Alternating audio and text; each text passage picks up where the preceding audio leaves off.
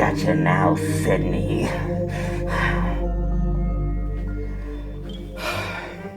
Is this really what's scaring kids nowadays? Ghostface is so friggin' old. I don't even know if I'm good at this. What do you think? Ooh, trick-or-treaters! Now we get to see if this is really gonna work. Ready or not, here I come. Happy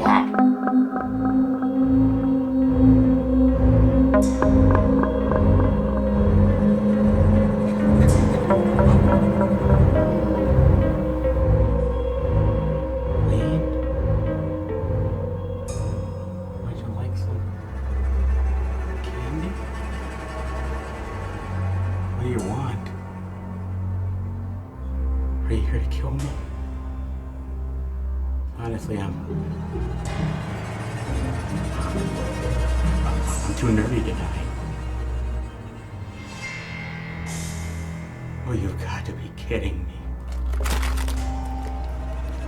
Well, at least since your mother's head, that was meant to be a joke. Thanks for the gift. Happy Halloween.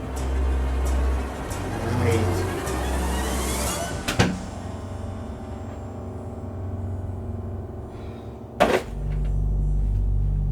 Freaking God.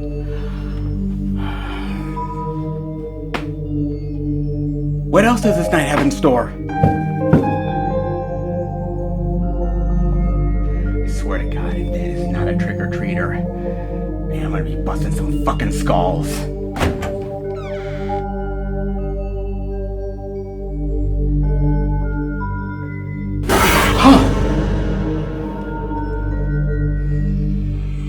You like Hulas? Yeah, I like hip to beat your fucking ass. Are you out of your goddamn mind? Well, duh.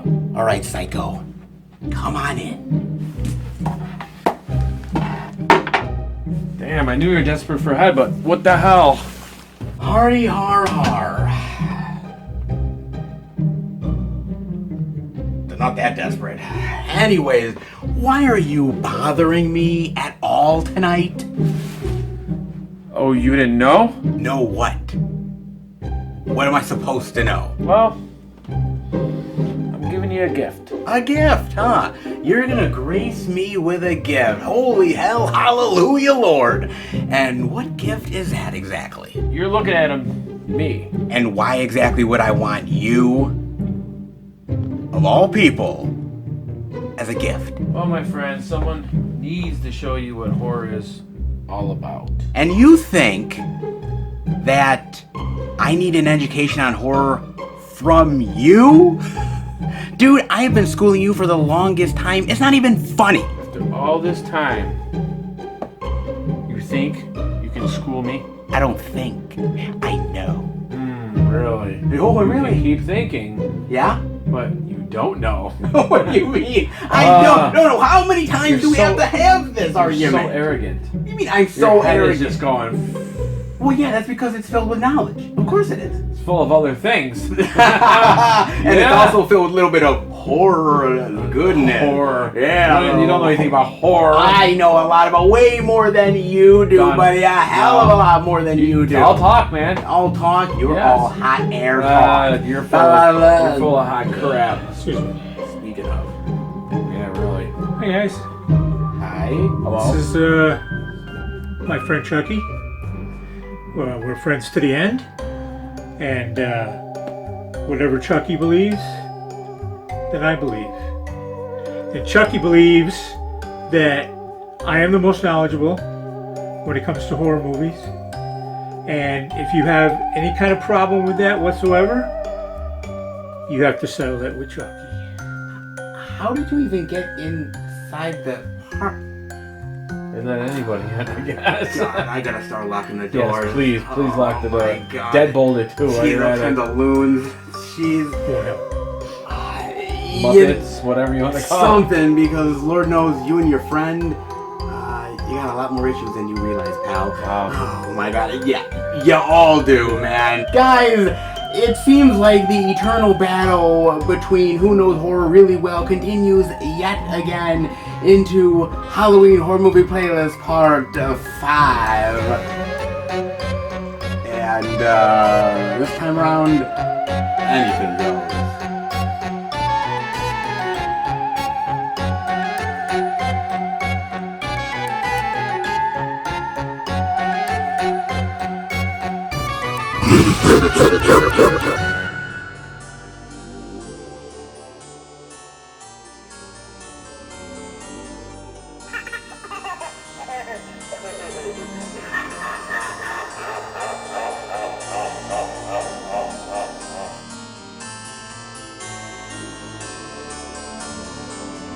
You should go to sleep now.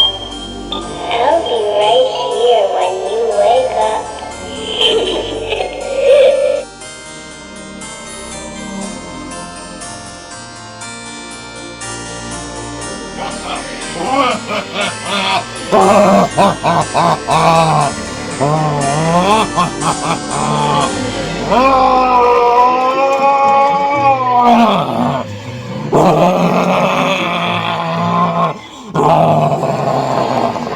Not scary. I thought he was gonna put a costume. I know. Couldn't find a size. What are you talking about? This is my costume. Wow. Wow! Hey. No accidents. You already shaved. Well, you see what I was thinking about, guys. What were you thinking I was about? thinking that, look, I already have a hand. And I decided, well, if you got the hand, might as well get the foot. Oh, makes sense. Wow. But I also thought to myself, I said, I do need a head. Well, there's plenty of people out there. But yours is kind of... So you're trying. This one's really bad. You sure? Because it was Yeah, kind of the one I want. You don't need this one. So Are you really sure? I'm sure. There's plenty out there. So you're trying to get ahead, in other words. Don't make me switch my choice. It won't work. Switch it. I'm sorry. That's what you think. Guys, Yeah. welcome everybody to a brand new Halloween horror movie playlist.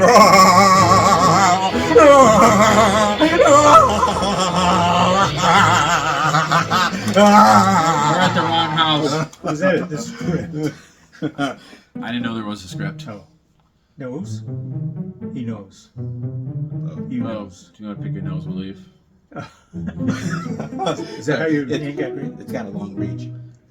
Whatever Oh, float your boat. baby, we are officially back. You're back, baby. See that? It's all about horror movies and chill, baby. That's what it is. It's true.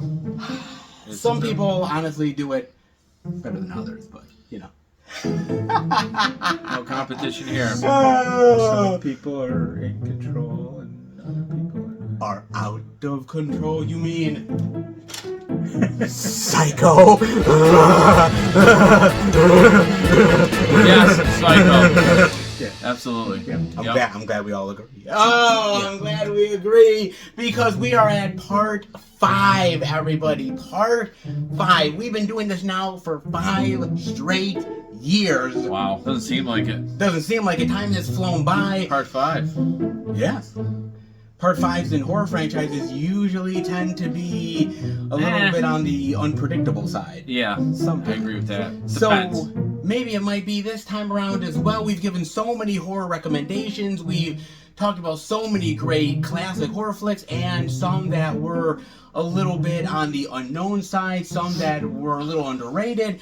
We've varied over the years, and we're going to do it yet again, because just like the last time, guys, we are not going to pick anything that we picked before. Whatever Van picked last time, he's not doing it. John, me, you name it. So this is all new territory and surprises along the way. Oh boy. Oh yes.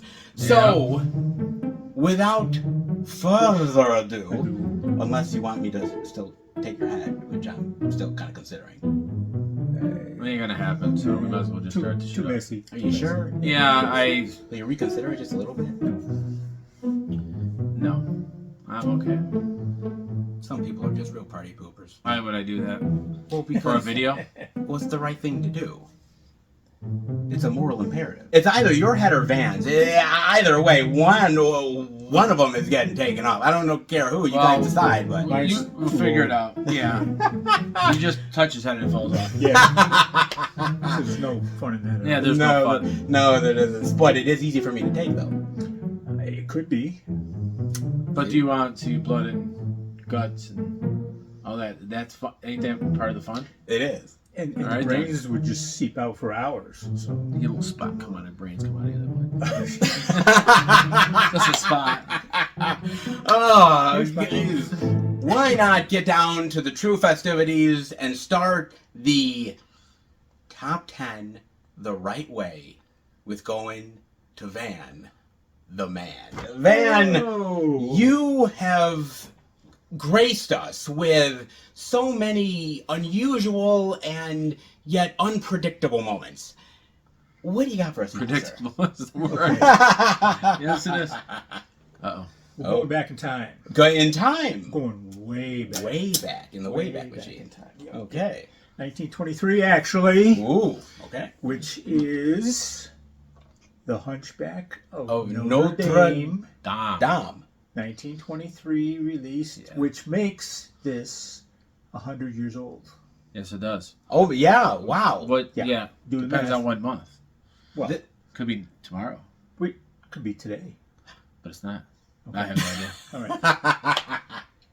For those of you not familiar with The Hunchback of Notre Dame, it's played by a master of makeup, and that is Lon Chaney Sr. The Cathedral to Notre Dame is the Hunchback's home. The Hunchback is deformed, deaf, partially blind, mentally impaired, but other than that, he's in good health. Okay, cool. Okay. Still has issues. Yeah. Yeah, once in a while. Yeah. He ain't perfect. The basis for the story is he is the bell ringer for the cathedral. His other name is Quasimodo, and that's where he gets most of his enjoyment from, is ringing the bells. Okay, I can't explain why, but one of the other main characters in the story is Esmeralda. Esmeralda is a gypsy, a beautiful woman who has a number of people that has a thing for her. And the story basically revolves around them trying to impress her. Okay? And believe it or not, the Hunchback is actually in that group. As the story progresses, the Hunchback actually becomes a hero in the story. Esmeralda, that's the gypsy's name, she is framed by the brother to the Archduke, and she is accused of stabbing the captain of the guard, which is totally false, because it was the brother of the Archbishop that did it. I told you it was. And he did it I don't pay attention to you. to try to get Esmeralda's favors, so to speak. She is destined to be hung. Okay? Not good. As she's being led out Her. to the gallows, who comes swooping down from the Notre Dame Cathedral is the Hunchback. Oh. Thought it He was grabs Superman. her, brings her into the church Okay. with the famous line, Oh, I thought you were going to finish it. I don't even know it. Sanctuary. Oh! Sanctuary. Because now she's protected by the church. Yeah, I definitely didn't see this. And not even high-ranking officials will dare challenge the church. Oh, so for now, she's safe. Okay. One of the other things about this is that they spared no expense for recreating the cathedral, no expense for recreating the village. As is. As it was. Yes. Sure. Yeah, both the inside and outside Sure. of the cathedral itself. I know. Yeah. So, well, I don't know if they saved money. It cost them $1.2 million to make. Well, if they redid it, back in probably cost them- 1923. Oh, okay. And, rip them off. But it did. Holy cow! It did gross. It did gross over $3 million. So Okay, so they got their money one of the back. most, if not the most, successful silent movie of all time. Okay, and it just skyrocketed Lon Chaney Jr. To the stratosphere in terms of fame and fortune, and his performance is just unbelievable. Lon Chaney Jr. Even though he's not talking. Or senior. Did I say junior? You said junior. I thought you said junior. Okay, senior. He brings the character alive with his facial expressions, with his body movements, with little things like sticking his tongue out, which is kind of goofy, but it works for the character. Hey, whatever works. I made 3.2. A little bit of this at the Villagers. Really? So it's just an amazing story. The scale is tremendous. When I was younger, it was okay. As you got older, I focused on the Hunchback. You appreciate it. Now more. today, I appreciate it. Okay. We're all like that with some movies. Yeah. So, in the end, which I'm not telling you, Why not? the cathedral is stormed by the King of Thieves in order to free Esmeralda. And the Hunchback has to hold this horde of people off from storming the church. All by himself? Pretty much all little by himself until the guard is notified and can send men out to disperse the crowd. There we go. So, but a great movie. Okay. Don't be afraid of the fact that it's a silent movie. It's a classic, and sometimes we overuse that word. Not in this sense. Did you know? I don't know. Let us. Okay. know. That before shooting the movie, Lon Chaney Sr. actually interviewed people that had disabilities. Okay. Because he wanted to feel how they felt. Okay. How they had been treated. Sure. Okay. And the emotional aspects of that. Sure. Fair enough. And finally, during these large crowd scenes, which were filmed basically at night. Yeah. Okay. They had to hire security. And you may have heard of the company called Pinkerton. Yeah. Okay. I have. They hired about 50 detectives to work the crowd to make sure that the Don't bother everybody. pickpockets and the thieves weren't taking advantage of it. And I also understand that there were some ladies of the evening that did quite a business Waitresses? on these nights. And they were paid $1 a night, Oh. the extras. Yeah, And Go back in time. they would provide Go! they would provide with food as well. So Okay. that's my number 10. Give it a shot. Hopefully you like it. Hopefully you like it. Indeed. That's if you like, Good movies. hunchbacks. Well, yeah. Seth, what's your Oh, pick? No, yo. Oh, me? You. Not Me next. you. No, we go to you because Oh. you're the speciality man. I need to know what you got, sir. Okay, I specialize in Bad Moon. Ooh. CCR. Bad Moon. No, it's not CCR. This is half man, half, can't tell you that. Oops. Total Terror. There you go, right there. This was a tough one to pick because I had 3 movies. Okay. And this one stuck out. Not even flipping a coin because they were all great movies. Sure, yeah. Okay. This one starts out in a little village. I can't remember what country it is. And photojournalist was hanging out with his girlfriend with the villagers.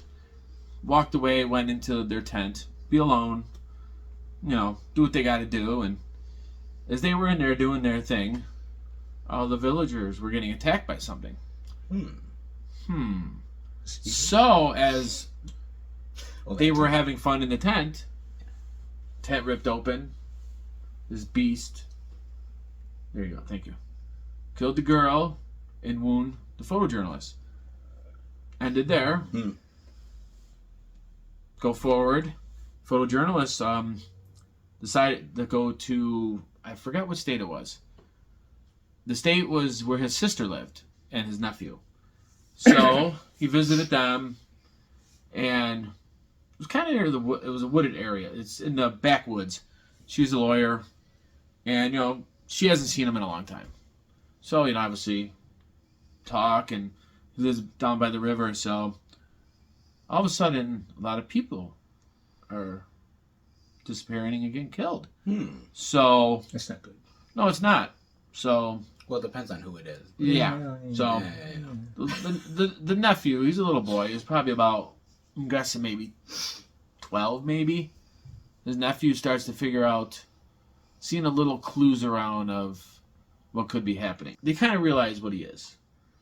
His little nephew sneaking around in his little Winnebago. He was in a Winnebago. And seeing some photos. Way back in the day. He's kind of obsessed with what he has become. So, pretty much, their dog, kind of, because animals are kind of sensitive to beasts. So, basically, that's pretty much what it is. Yeah.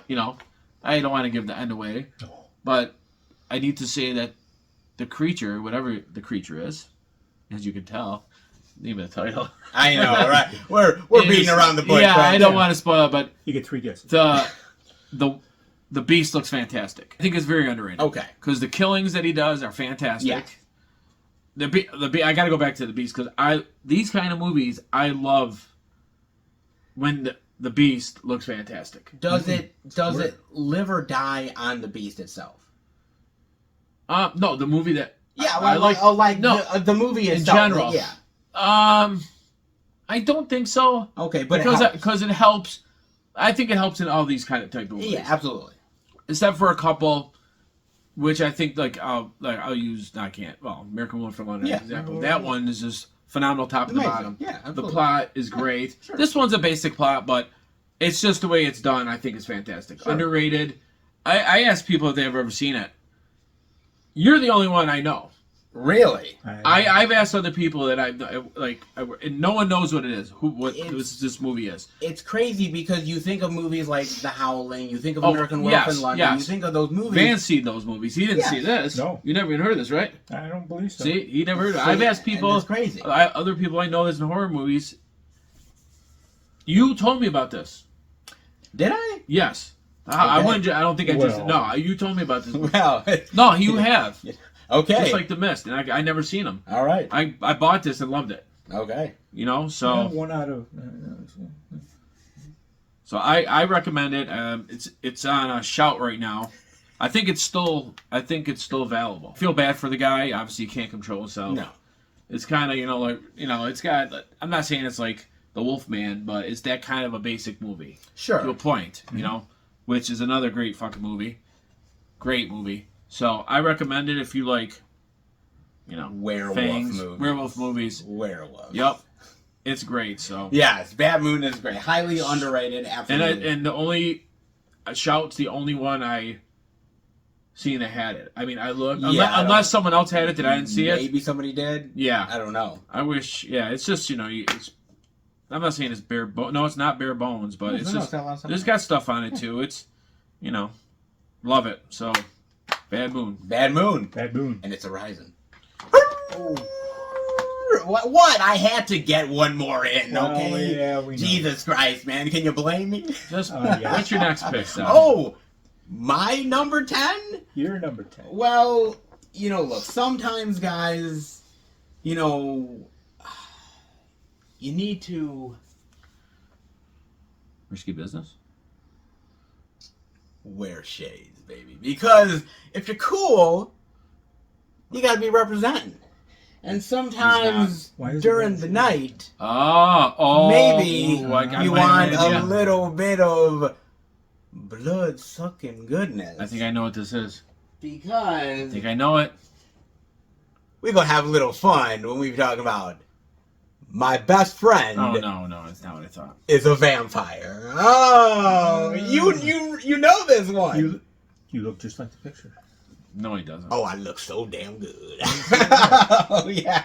Oh yes. This is a phenomenal, really solid horror comedy, guys. And I watched this years and years and years ago, back when I was a little tyke. And Still well, you set yourself up.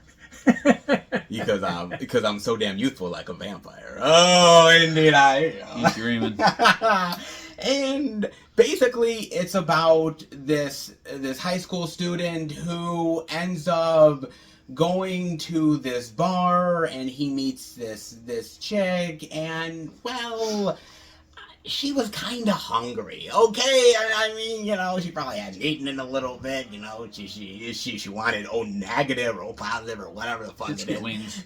and in a slice. And basically, he gets away, and he realizes, oh my god, like, I'm getting sensitive to sunlight. Food doesn't really do anything for me anymore, and I'm like, something's happening to me. I mean, it could also be puberty, but I mean, yeah, who the hell knows? And you never know. And so he runs into this pack of vampires, and he basically learns the ways of being a vampire through this pack. And his friend is kind of shocked and nervous and scared at first, but then he sort of embraces the fact that his friend's a vampire, and they have a lot of fun and cool little hijinks. I mean, yeah, he's trying to, avoid getting staked in the fucking heart, and trying to end up, avoiding the ancestor of Van Helsing and shit, all that crap. But, who doesn't do that on a nightly basis? I mean, come on, guys. Not me. But I always thought it was really fun, incredibly entertaining, funny, and it kind of is one of those movies where, you know what, man, you kind of like, at least if you're like a young kid and wanting to get into the genre, I don't know if you're necessarily going to be watching, Bram Stoker's Dracula, even though that's a great fucking movie. Like, you want something a little bit lighthearted, and this is kind of that. So if you're starting the night off, why not start it off with a little bit of light goodness, with a little bit of vampire comedic love, man? And it don't get no better than... Sure it does. My best friend is a vampire. Do it.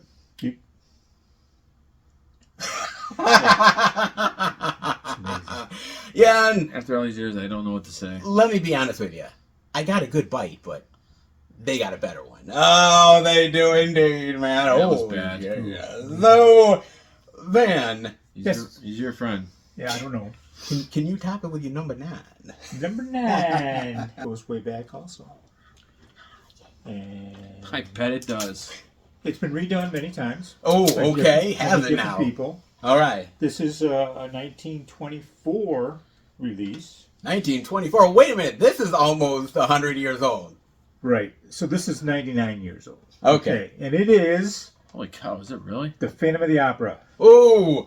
Again with Dun, Lon dun, Chaney dun. Sr., okay, who portrays a misguided musician Okay. that lives in an opera house down in the cellar, so to speak. It's like a dungeon? Dungeon. In yeah. fact, it used to be a torture chamber. Oh, okay. Yeah. And he makes an appearance every so often, of course, with a mask, hood, concealing his deformities. But he's very interested in the plays that are taking place and the people that participate in those plays. And one person in particular who is currently an understudy, her name is Christine, and he wants her to be the #1 performer in this troupe. And he's willing to do anything for her to have her reach this goal. Okay. So basically, he kidnaps her, brings her down into his dwelling, so to speak. Is that really the right way to do it? Well, Some people are just. it's an old movie, you know. Okay. People do it different. Oh, that's true.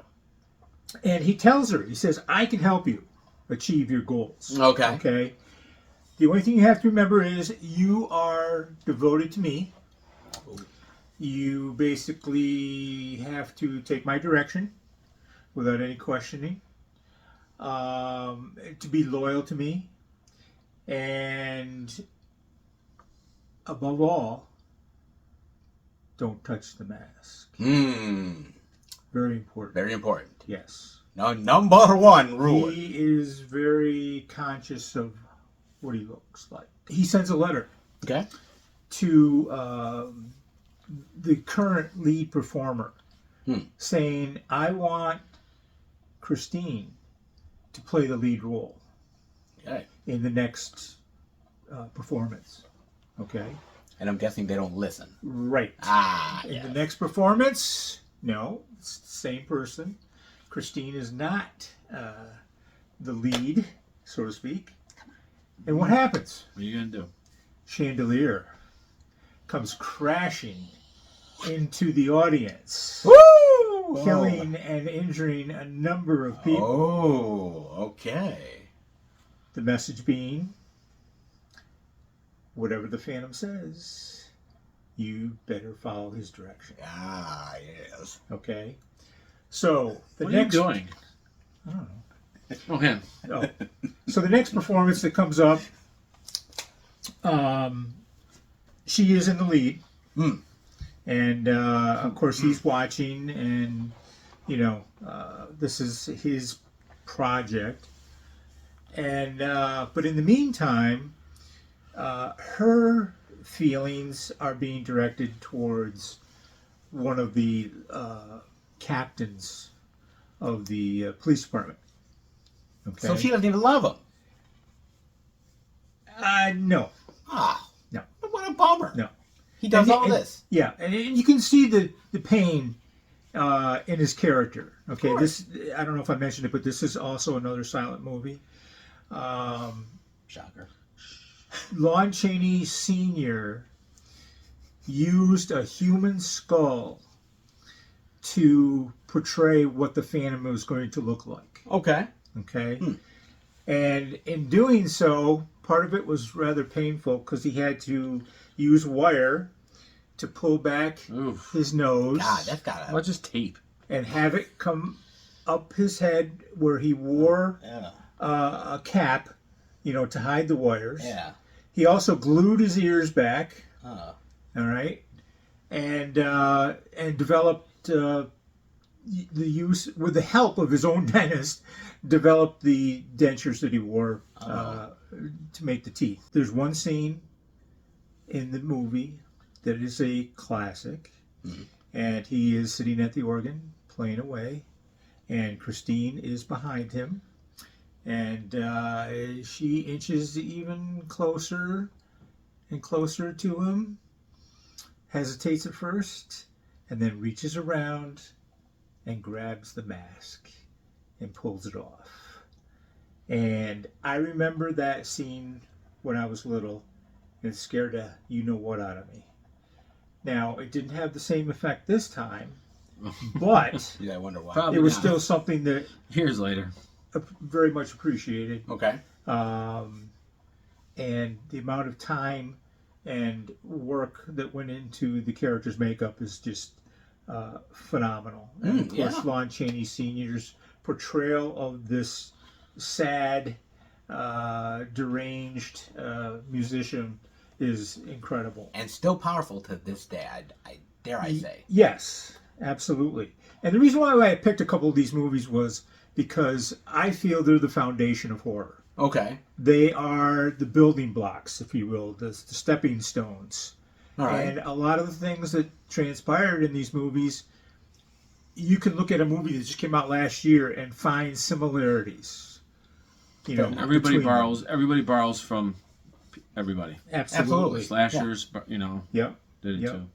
So, again, I'm not going to tell you how the movie ends. There is a chase I know. scene where the villagers, the police, etc., are chasing the Phantom, and they do eventually catch up to him. Okay. And that's all I'm gonna say. If you want to know more, watch the damn movie. Right. And did you know That was coming. that no photos were actually allowed showing what the Phantom actually looked like? Okay. So when he came out, he came out. So when he came out. It was all He is a real. ugly looking mother. Christine's reaction when she pulled the mask off of him, that was the first time that she ever saw him. Genuine reaction. Yes. Okay. Absolutely. Didn't they know that it was going to be fake? Well, I don't know. I mean, I don't know. So, Phantom of the Opera, silent movie, but unbelievable. And I loved it. number 9. Oh, very nice. Thank you. You're welcome. Oh. And he thinks. Don't. Oh, that was my right. mask. Dun, dun, dun, dun, dun, dun. John's number 9. Ooh, that was effing mouth. Alrighty. Oh, We are what do we got? this one. This one. These ones. Where'd you get We that are gonna accent go from? flying with this one. Okay, here we go. We're gonna go flying with the Nightflyer. Woo! Yes, sirree, Bob. Okay, the Nightflyer. With the- Stephen Stephen Stephen. King's Oh, sorry, Nightflyer. Stephen King's. Yes. Stephen King's Nightflyer. Yes. Another movie that a lot of people haven't seen. Yes. It's I kinda- saw it. I've seen it. Yes, I've seen it. Okay, well. these two I've- peckerheads I've- there. Yeah. But Copperheads. well, at least it flies under the radar. No pun intended again. Yeah. But he looks awesome in it. Yes. I love the look of the Nightflyer. I The think it's Nightflyer looks absolutely awesome. fucking awesome, Creepy. man. Okay, yep, and On in the middle, VHS. my man, VHS. That's awesome. Yep. What's and that? what's in it? No, what's VHS? It's video, You goddamn boomer. video, and it's stupidity. Yeah. A newspaper that's kind of like the Employer. Yeah.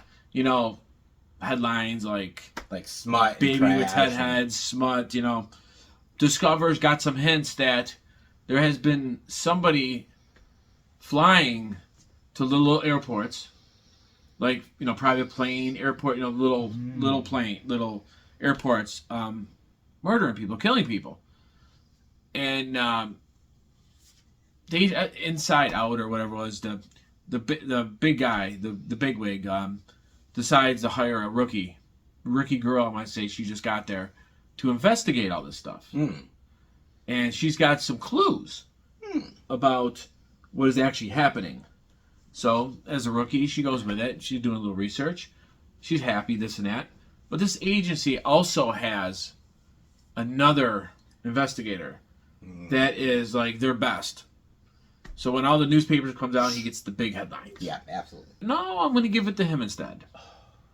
So it starts a little kind of war between them two. So they kind of found out what airports he hit. People are dead, getting drained of blood. And That's suspicious. yes, and they found out that he's flying on a black tinted. Of course, it's got to be tinted. Can't. Can't see the sun. So he's flying from airport to airport, and they're going to each airport interviewing people that actually either saw him or knew some of the people that died in it. So they decided, Richard Dees is his name, the big time reporter, and the other girl that's kind of doing her own thing, kind of get together and teamed up. Richard Dees says, we should team up, this and that. And of course, that doesn't work out.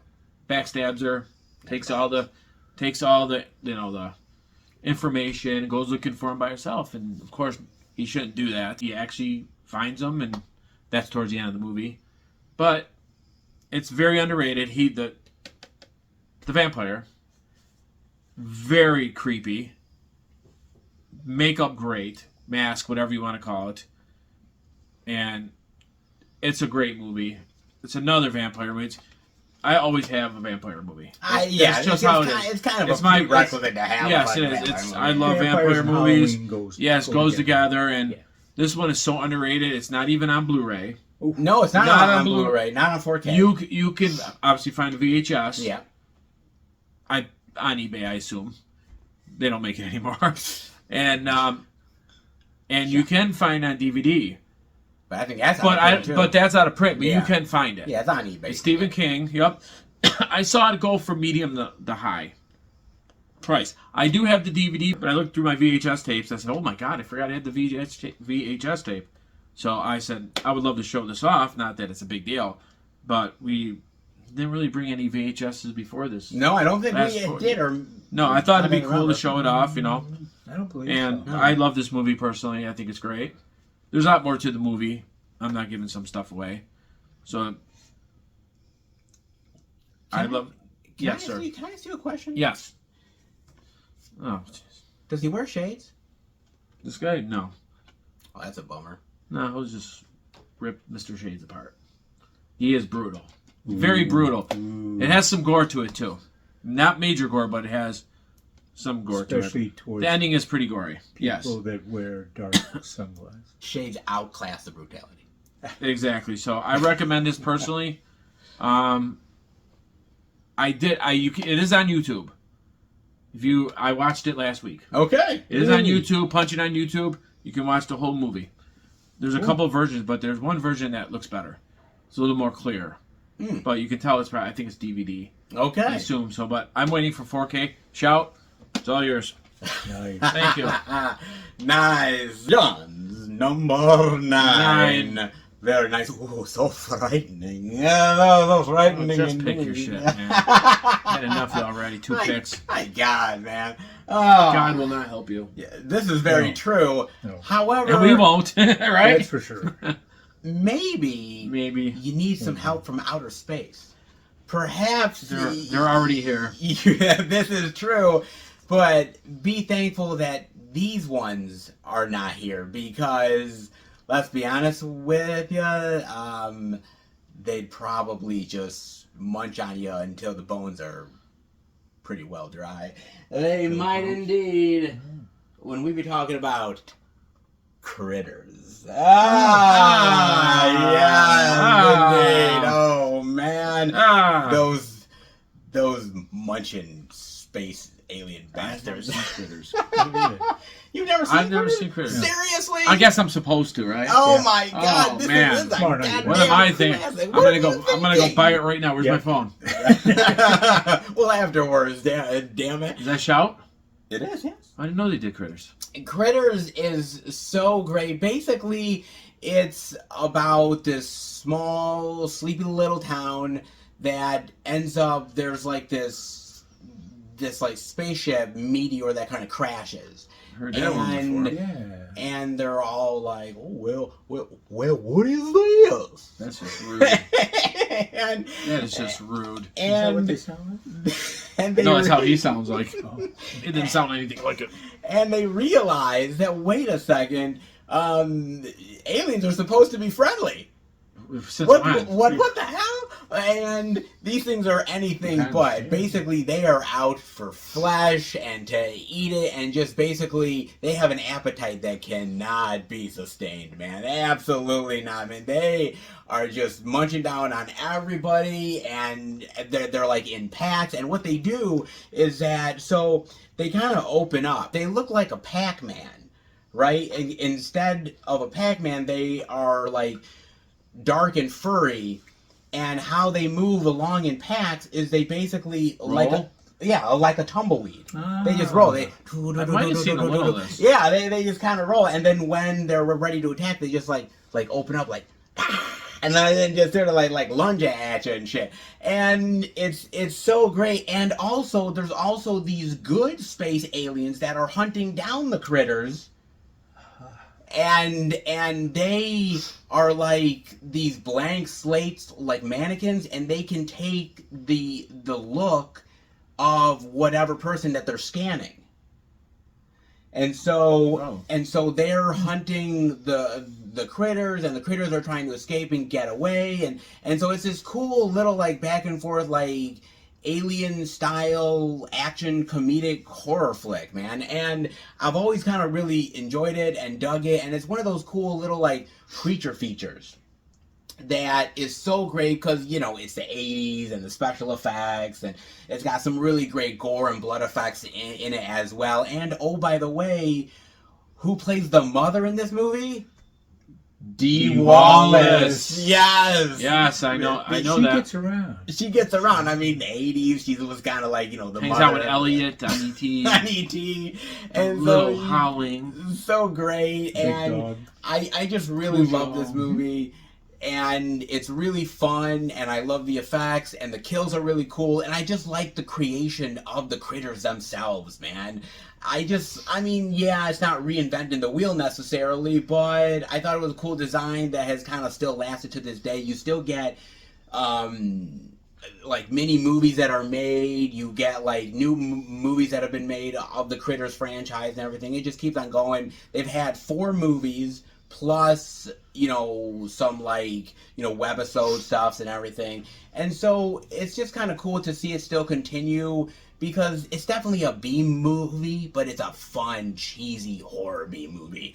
And you just gotta love that type of shit, man. So if you're looking for some cool alien horrific love, nothing beats Rolls his R's. Critters. Man, There it is. you're number 8. Number 8. What do you got for So us? animated. We're into the talkies now. Oh, we are? Yay. We're done with the silent ones? Yes, we are.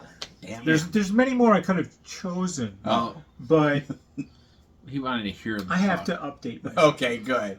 What year is this This one? year's. I This was one's about to say that. 1932. 2. 1932. Okay. So we're just like streaming. That's when they discovered sound, right? No. The reason why I chose this movie is because the actor that portrayed Uh-oh. the main character actually won an Oscar for his performance. And to my knowledge, it's the only time that a horror quote actor has won an Oscar for their lead role. I believe so. So anyway, we have Dr. Jekyll and Mr. Hyde. Hattie. Okay? And the reason I chose this version, because there are different versions out there, is mainly because that Frederick March, who was the actor, won the Academy Award. And so I paid a lot of attention to him when he was on screen, okay? Okay. And his performance is just incredible, because Dr. Jekyll is, and that's how I was told it has to be pronounced. That's great. Swear it after all these years. I know, Yeah. I've been saying it wrong. Yeah, so have I. Thank you for that. Okay, Dr. Jekyll. You see? Take it. I'm just seeing if you were paying attention. Okay. Dr. Jekyll, okay, is very well-mannered, okay, very calm, in control, very polite, just a very nice person, okay. Mr. Hyde, on the other hand, is just the opposite of that. Now, how did Mr. Hyde come about? First of all, Dr. Jekyll is convinced that there are 2 sides to every individual. A good side and an evil side. Okay? It's not good, though. So what he was trying to do with his chemicals, his experimentations, is to find a way to draw that other soul, if you will, Okay. out to see basically what it's like. So Big mistake, by the way. Dr. Jekyll takes a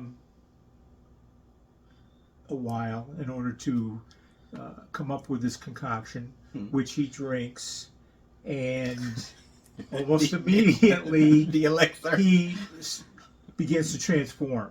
Jesus. And it's nothing like the way he looks as the Doctor. He's got these teeth that stick out, his hair.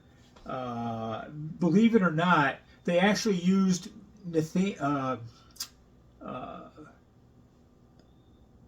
like a caveman Oh, okay. to sculpture what this Actually, it character does was look like going a to look caveman. like. Yeah, Yeah, not a Yeah. caveman. Yeah. and Neanderthal man was Yep. what they were looking for here.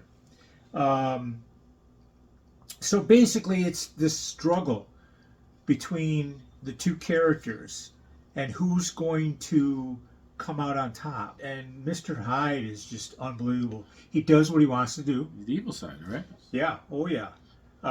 If he wants someone's attention, he goes and gets it. If he wants to bully somebody because he doesn't like them, or they looked at him wrong or something to that effect, he will not hesitate to beat the person. Okay. Okay? Wow. So What an ass.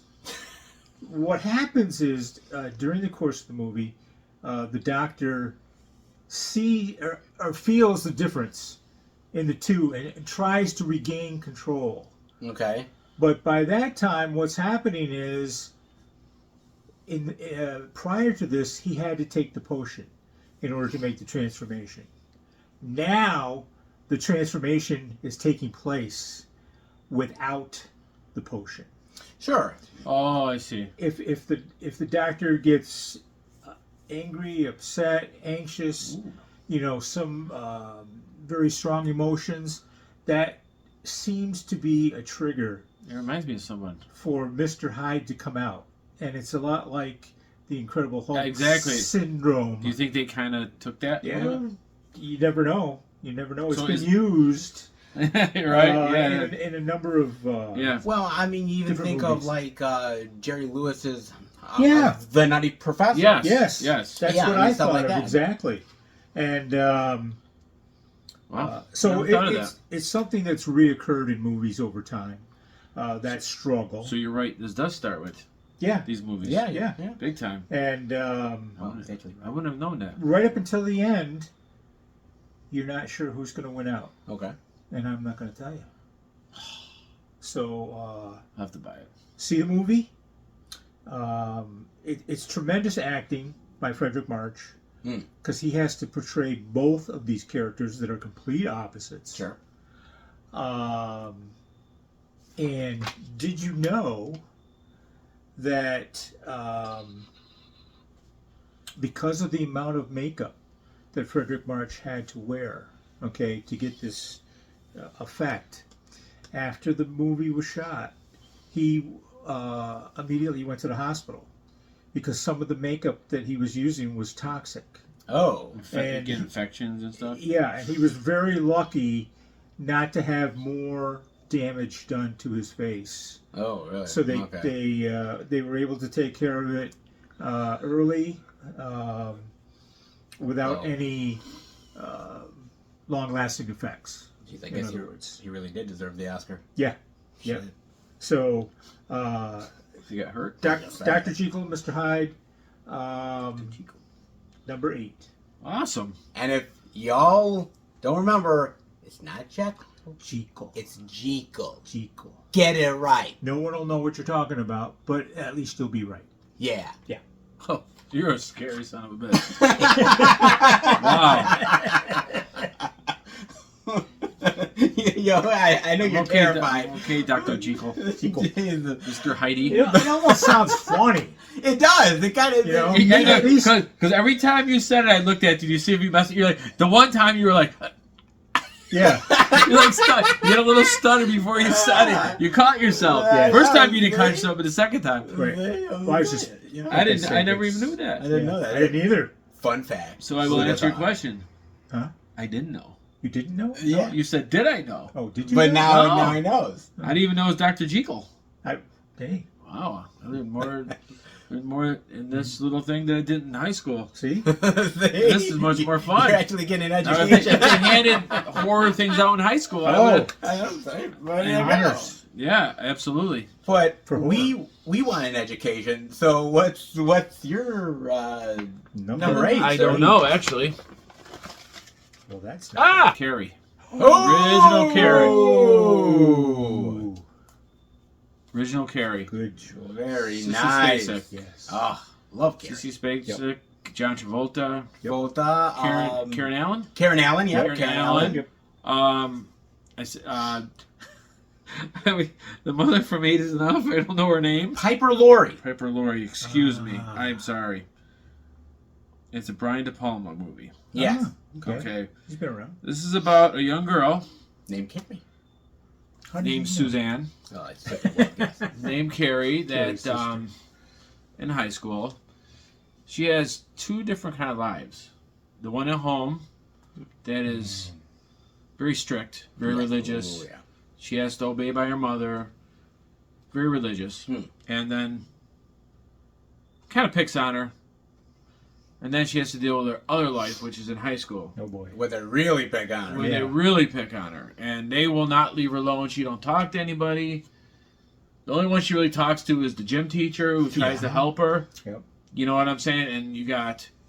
It's typical high school. Other girls, they make fun of her and they just brutalize her. And it's and she Throw, just... like, tampons yeah, I feel at so... her, I shit, feel like- bad for her big time. And Oh yeah. she's just going through a lot of stuff. Yeah. And she actually goes through her period in the shower. And... Oh, that was... They just... Let's be got real, over that folks. for that. They High were- school sucks. Yeah, high school always sucked, at least for me. Nothing I picked out like that, but a lot of people do. And she just, you know, the double life was really bad for her. And then all of a sudden she discovered she had a little powers. You know, telepathic. Yeah. And she didn't know how to handle them. The people that pick on her kind of set her up with a guy for the prom. You know, they start talking to her and this and that and Making her feel special. making her feel special, but they're actually being cruel. To put on. It's a put on, and she falls for it because not that it's bad that she fell for it, but she thought it was going to be very positive and everything was going to be good. So it was a big trick. Let alone dealing at home, then coming to a prom and doing what they did to her. Really set her abilities off. She gets even. Oh, She does, she for gets sure. even. Oh God. But the ending, which I will not say, is very sad to me. Yep. I think it's a sad movie. I've talked to these guys about it before, and I think it's a sad movie. You know, but she gets revenge, but very sad ending. At a so, cost. of course, right? Yeah. You know, the bully gets revenge. Yes. And then what happens to her is pretty bad. But So, I got to admit, like Sissy Spacek's fantastic. oh, she's in this the fucking acting is movie. awesome. You know? And you know they've redone Carrie many yeah, times over. I didn't see any of them besides this one myself. You don't And to need me, I think you'd agree, Van, that Sissy Spacek is just The best. the best. I think this is the best version of it. Don't. Oh, mess yes, with absolutely. The original. Yeah, absolutely, exactly. no doubt I mean, about it. You know, over the years, people remake, you know, Oh, they do. and it's a big controversy. Some people love remakes, some people don't. It all depends. One thing that I remember from the movie that kind of stuck in terms of imagery was just at the moment that she's ready to use her power, which she probably doesn't have a whole lot of control over. No, she didn't. But she like turns her head real quick and it's just like a stare. Yeah. Yeah, she did get nasty. Oh yeah. She got nasty. That's for sure. You know, but she was actually a really nice girl and sweetheart. But She don't had poke the moves. bear Yeah. or Seth. Well, Seth's He's not a bear. Don't poke the cat. Yeah. So, I highly suggest this. Great movie. Carrie, enjoy. And did you know, real quick on this one, is that when the movie was coming out, Stephen King and his wife, they went to some theaters, and they were just wanting to see what the reaction was. You know, these two big, burly black guys, towards the end of the movie, when the hand comes up from the grave, they basically are like, like so scared, and they were like jumped, and basically one of the guys said, "That's it. That's it. She ain't never gonna be the same." And basically he knew at that very moment, this is gonna be a hit. Yep. And indeed it was. Rightfully so. Rightfully so, indeed, man. Not a bad number 8, actually. No. Thank you. Excellent. I gotta give you some credit for that. Did I talk okay? It was... Yeah. Oh, you did all right. I hate asking his opinion. Oh, but my number 8. Oh, I thought we were going back to Van. Not yet. No, why would we? Me? We don't want to hear your voice anymore. Oh, he's such a kidder. Oh, Not an ounce. Man. Because, you know, sometimes you have to be in the moonlight. And when you are in the moonlight, sometimes you end up transforming into something that's a little bit more evil than you can ever possibly imagine. Perhaps it is because sometimes there's bad moons, and other times Where's this going? there's silver bullet. Oh. Ah, yes, indeed, man. Oh, wow. Yes. That was the other one. That was one of the other ones, huh? Besides Bad Moon. There we go, man. Silver Bullet is a great werewolf movie, man. Now, I know... It's okay. Well, some people would say, well... Does it really look like a werewolf? I know it looks like probably like more a bear, more like a buff, like a fucked up and pissed off teddy bear or like something like that. It does, really does. It kind of does. I ain't gonna lie. There's so much more to it. It's so much more to it, but I love the brutality of the werewolf, and I love the family dynamic. I think it's Corey Haim, Uncle Red. Yes, and Gary Busey, which is buttered sausage. Great combination. You know what I'm talking about? I know, so good. And he's so great in this movie. He's so fantastic. And I love just the idea, because when they find out who the werewolf actually is, and of course I won't really spoil it, it really goes into the whole idea of religion and good versus evil, and you know, holier than thou, and what does it mean to be a monster. And there's so many really great moments in this movie, and from the acting to the effects to the characters and the kills, I thought it was absolutely well done. It really is one of the best werewolf movies. Yes, the werewolf look aside, I kind of get it, but that being said, man, if you kind of put that aside a little bit, yes, it's not like American Werewolf in London or The Howling, that's for sure, but I do still believe it's top tier werewolf material, man. I really honestly do, and it's really that good. And you know, I believe also based on a little bit of Stephen King goodness as well. So you know, I think Stephen King has done a lot of really great material and a lot of adaptations, sometimes sink or swim, and I think this one definitely swims. That's for damn sure, man. Not bad for a little...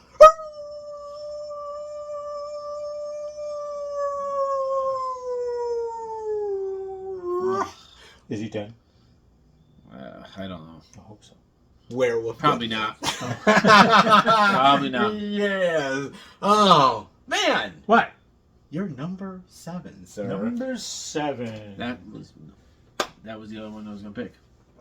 Okay. I did pick it, and I switched at the last moment. This one. Oh, well, I can't go wrong with either. No, you can't. Oh, Van, you here? Yeah. This movie came out in 1932. Oh, which is basically, we're getting there. Which is basically a time period where a lot of the classic Universal monsters were born. And this is one of them. And when I saw this movie when I was younger, it kind of turned me off, and I'll tell you why in a second. But now, a whole different story. and that is The Mummy Mummy. with Boris Karloff. The Boris Karloff. Boris. The Okay. spider. Makeup wise, just an incredible job by Jack Pierce. Yes. Getting the mummy to look realistic, getting the character of Ardith Bay, played by Boris Karloff, to be creepy, downright creepy. And the way the movie starts is a tomb has been discovered, along with a separate box that has a scroll in it. Okay? And once they have opened the tomb, you know, obviously the mummy is in the sarcophagus, and it just looks unbelievable. And the scroll is mistakenly read by one of the archaeologists, and what it does is it brings the mummy to life. You see the eyes of the mummy open, you see the hand come down, and it's just, that whole scene is just classic. Absolutely. We've heard that term before. Time or two. So far. And so now that the mummy is alive, and by the way, the archaeologist that read the script went insane and ended up in a institution. He could not handle what he saw. Kind of deserve it though. I mean, What So- is going well, on yeah, with these people back exactly. then? Yeah, exactly. I mean, They're if- softies. oh yeah, like you could survive it. Okay. Yeah. So, I'm sorry. You're so much better than everybody else from 1930 frickin' 2. So at that point, the movie kind of Yeah. goes back in time and sets up how this all took place. And it turns out that Boris Karloff, his character, had a love interest that died. Okay, and he was he had the knowledge and knew of this scroll at that time that could bring his love back to life. So one night he manages to work his way into the tomb area, is opening up the box that has a script, and lo and behold, he is discovered, which is not good. He gets mummified while he is still alive. And so that sets up the storyline. Okay, so now we're back to the present, and he's trying to find his love, his princess, and he spends about 10 years actually looking. And during that time, I think the problem is that why didn't he just use like Tinder or like Match.com or some shit? Well, like, I mean that could have helped. I mean, right? After 10 years, wouldn't you have gave up by then? I don't know, probably. Well, no, he was very determined. He was very. Yeah. Well, I mean, good that's for what it him. says. He loved her. Yeah, exactly. Whatever. And Love is love. so he takes on the persona of Ardith Bay. And again, the makeup for that, I mean, is just incredible. You have Boris Karloff, this thin, stoic figure. Did he get thin for this, or was he thin? He's always been on the thinner side. Okay. And of course, the makeup for the face that aged him was just phenomenal. So he actually eventually does find his princess that has been reincarnated, okay, into this woman's body. And the only catch is that he has to kill her in order to reincarnate her as his princess. Yes, because she's getting so used to the character that she is now, in this time frame that she really doesn't want to go back to what she was. once. Sure, yeah. I mean, And, I wouldn't want to either. And Karloff, of course, doesn't, agree with any of that Well, of course whatsoever. not. Man. So anyway, confrontation takes place towards the end. Karloff has his god that he worships and who gives him certain powers, and his princess has her god Clash that the Titans. she refers to. And as John mentioned, at the very end, these two entities clash and only one can win. Who And wins? I'm not telling you which one. Oh, Nope. wow. So, The movie. again, classic movie. There's a surprise. Just, I did watch it a long time ago. It Yeah. really is good. But here's the problem that I have with the movie. As much as I love it, and I do love it, Doesn't sound like it. but, But you have a problem. so the issue that I ultimately have I know what you're going to say. is that we really only see him as the mummy at that first few moments of the film, and then the rest of the time, that's it. absolutely. And what I've been able to find out is that it was actually Boris Karloff that insisted on carrying this character through. Even though he wasn't on screen in this makeup for very long, he still wanted to do it. Okay. And one little did you know was when you see the mummy all wrapped up and everything in the coffin, sometimes it's a wooden statue. Oh. And the way you can find out is the nostrils are actually plugged, which indicates that it's not real. It's not a living person there. It's a wooden statue. So he actually, I don't know how long it took to film this particular scene, but he's not on screen for more than a couple minutes at the exactly. most. That's what I was If saying, like that. a couple minutes at best. that. But But it's actually interesting because the way we know the mummy today, yes, is taken a little bit from that movie, but more of the later films, dare I say, about the stumbling and everything like that. It's not from this movie. no, So there you go. it's like the character is developed to the a years. further extent by different actors Yes. who portray, quote, the mummy. But the first was Morris. And also, did you know that the movie itself was inspired by the discovery of King Tut's tomb, Tutankhamun, Tutankhamun. and that And I didn't want to be one of those that discovered it, though. no, because it came with a curse, and Curse of the Brenner. and all of that was an inspiration to make the movie. The Very Mummy. nice. All right. Yep. Not bad. Number Are you done now? 7. I turn. had more. Go ahead. No. That's Just no, I'm playing. done. I'm done. I'm just kidding. Go ahead. Yeah, no, it's all From right. I'm gonna go in your bag. from classic mummies To I don't even know what this is. what Uh-oh. is number 7? Oh. Actually, the first one came out in 1950s, maybe. Ooh, What? I think. I'll see if I can help. Okay. The Blob. Oh, the late 50s, early blob. 60s?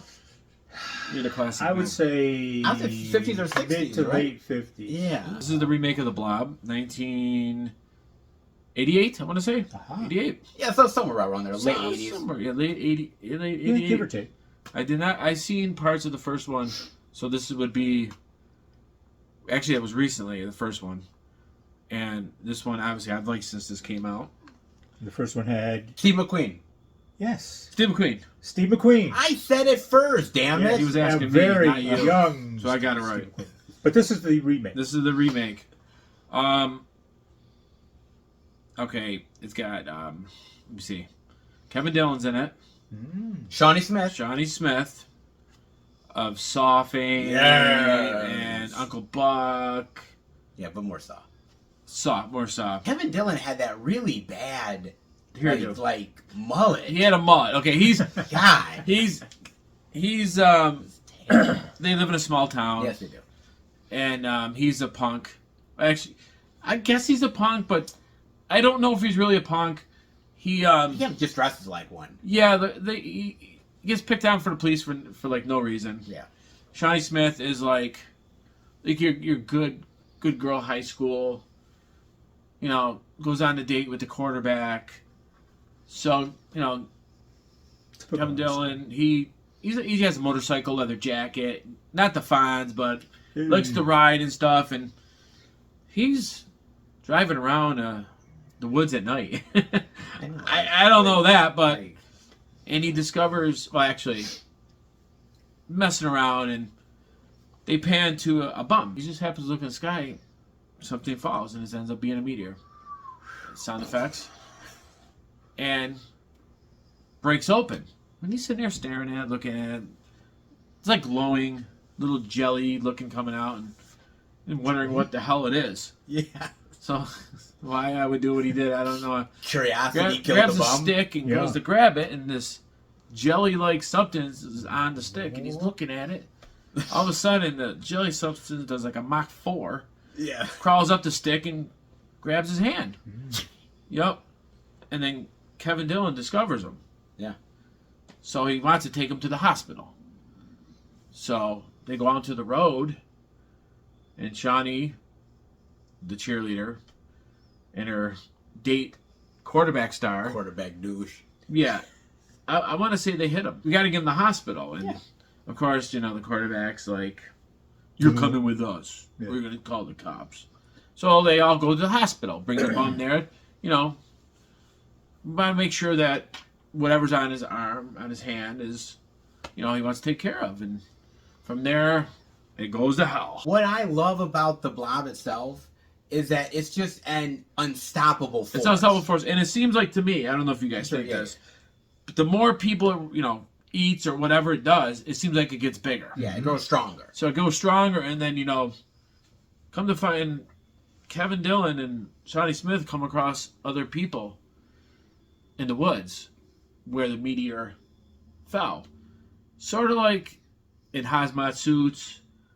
So basically, they're probably part of the government. Black op type of government. And like I think they're like scientists, I want to say. So they pretty much take over the town because they know this blob is rolling around. Come to find out, they actually created the blob. So basically, they quarantine the town. Everybody that lives in the town on the outskirts are in the middle of the town while they're trying to contain it. So a lot of good gore. Oh, the gore is great. Yeah, a lot of people died. The sheriff died. Other random people, you know what I'm saying? Some of my favorite scenes, two specifically, with the blob. One is the phone booth. Yes, the phone booth scene, yes. Love the phone booth scene. And the other one is in the diner with the guy that's getting sucked into the pipe. Yep, the blob pulls him through like a pipe about this big, like the sink. I love that. And you see all the bones break one by one. I know, it's so cool. It goes cool. right through the pipe on the bottom. Fantastic scene. So great. There's a lot of good scenes in this, too, so.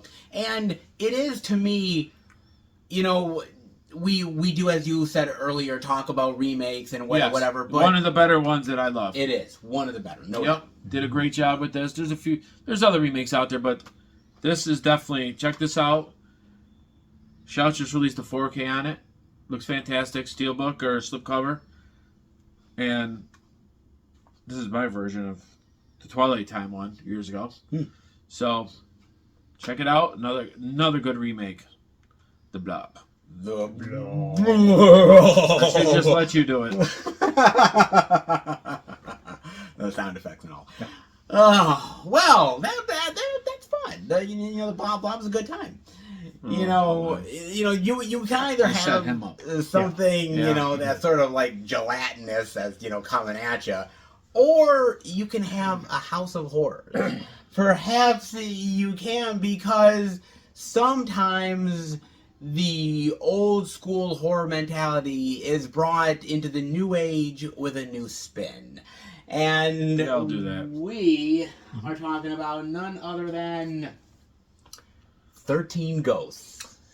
Ooh. Yes. I like the original better. Have I you never- seen there 13 Yes, Ghosts? I have. I have not. You have not. Okay. I have. 13 Ghosts, I actually really do like this movie quite a bit. Now, yes, for the boomers out there, you have the original, sure, I guess, of the idea of the old dark house and shit like that. I get it. But you know what? It's been modernized. It's time for the new school, baby. And so How old is this movie? this is probably, dare I say, early 2000s, if it's not, because we've got in this movie, we've got Tony Shalhoub, we've got Shannon Elizabeth, Okay. and we've got Matthew Lillard Okay. as well, plus some supporting players too. And basically, this family inherits this home, and they go into this home, and it's all made of glass. And first of all, like, if your house is all made of glass, Or Don't throw mirrors. rocks. Don't even. It's not good. well, it's not good, but also, like, The mirrors too, they say. yeah, but it's like, what about, like, insulation and shit? Like, and I mean, Sure, it's behind the it's mirrors. like, I mean, come on, man. But I mean, just saying, you gotta protect yourself. But anyway, so they're gonna have major insurance problems, okay? But that's the least of their worries. And basically, there's all this sort of weird writing that's on the doors and the walls and everything like that. And like, what is this? Like, weird ancient? Like, maybe it's like, like cool, like design, like like feng shui or some shit. Who the fuck knows? And so basically, they're just really loving this. Oh my god, this looks chic. This looks amazing. This looks like something that a fucking Jay-Z would buy or some shit, man. This is fucking awesome. And so what they didn't realize is that the house is actually a gateway for these sort of demonic, ghostly monsters that it can summon at any time. And they're looking for fresh prey. and off we go, and we are running, baby. And I gotta admit to you, I love the design of the ghosts and the monsters. I think it's really fun and unique and interesting, and something at that point you hadn't really quite seen, at least for a long time. And yes, is it kind of cheesy and ridiculous? Sure, yes, I get it. But that's part of its charm, though, in my honest opinion. And I really just love the brutality of the monsters and the ghosts. And I love how they're just these unstoppable forces that just come at you. And I like the different personas of the ghosts. Like, one is like a little child. Another one is like this woman that has like all scars on her and she's completely topless. And you're like, okay, this chick might be hot, but Doesn't sound like it. something tells me I wouldn't be having a good time with her. So I mean, there's a lot of different personalities with these ghosts and how they kill you and what weaponry they use, and I always love that. And I just love how it crescendos into this big this big finale of having to, like, the house is like alive in and of itself, and how like the gears and everything, and how you manipulate the house to do what you want, or it manipulates you. And when it comes to the ending, which I won't spoil, I know, even though Van's probably like, I've seen this shit already. And to me, I just love how fun it is, and it again is the whole reinvention of the old dark house, and the participants in it, and how they are not the ones that are controlling the house is controlling them. And I really love that idea, and I think it's absolutely pitch perfect, man. It's not as good, I suppose, as the friggin' original. But that being said, look, if you're looking for some new school update on some old horror goodness, I think 13 Ghosts, will definitely satisfy you. Then, Yes, I want to know what your number 6 is. you do. I do! I don't. Inquiring minds want to know. I wasn't inquiring, Well, you are now. but now they are. What we got, sir? This movie won awards for its special effects. Okay. It is a movie that came out in 1933. So again, it's in that time frame. We're pushing a little head. The Invisible Man. The Claude Rains. Yes. Unbelievable performance by Claude Rains. Yes. I watched him last night. And, did you? I watched The Wolfman. Oh, I thought you saw one. No, sorry. Watching. Because his name came up. And I remembered you liked The Invisible Man. Yes. Yes.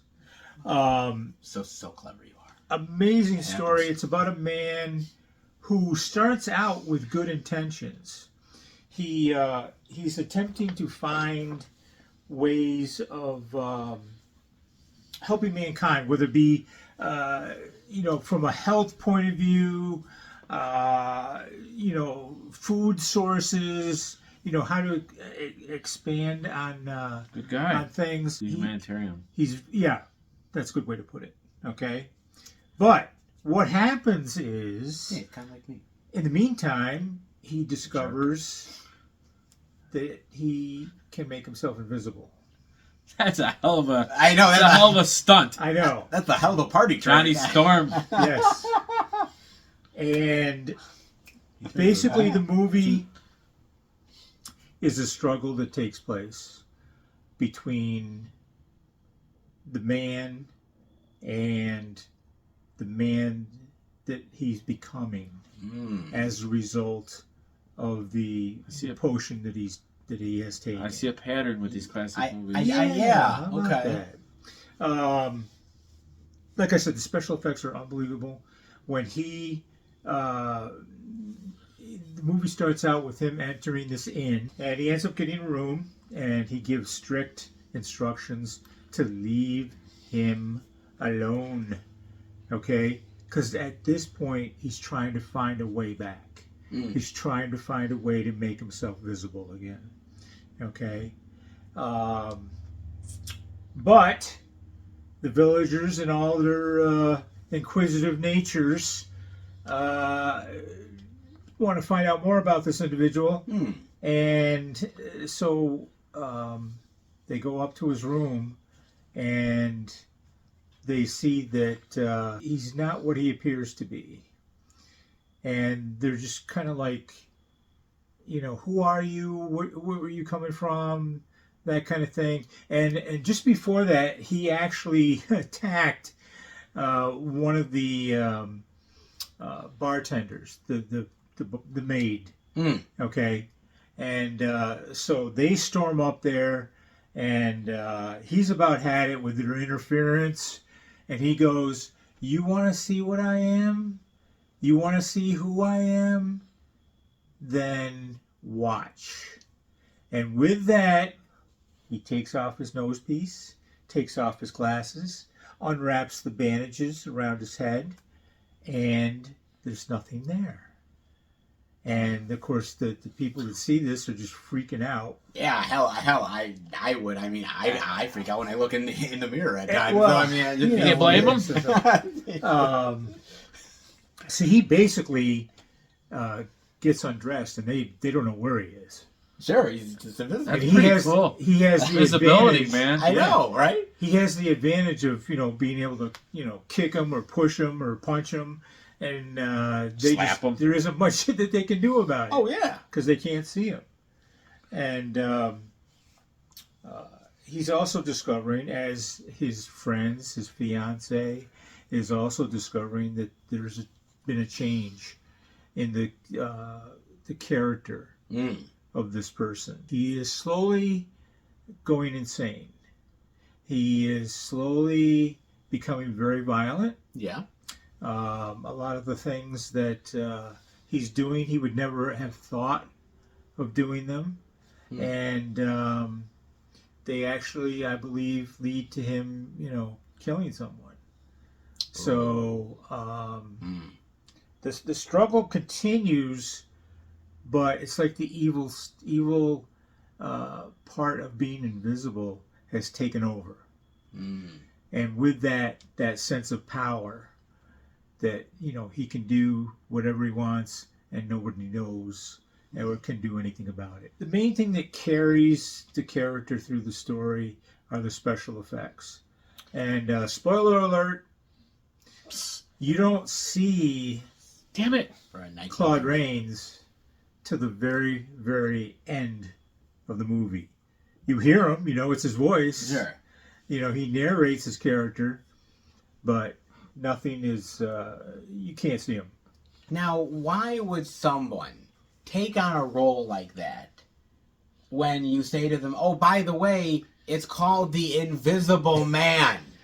Just so you know. Yeah, that's a good leading to Did You Know? Oh. And Where else would it lead to?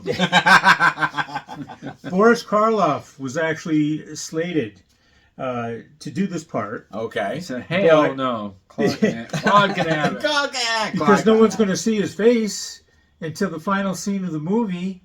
He wasn't too crazy about that, but the thing that clinched him not taking it was that because he's not going to be seen, they wanted to have him take a pay cut. Oh, in order to do the character. Yeah. Someone by the 4K. So, yeah. Well, that ain't happening. So that never happened. Okay. But I love the story. Can't say enough about the special effects.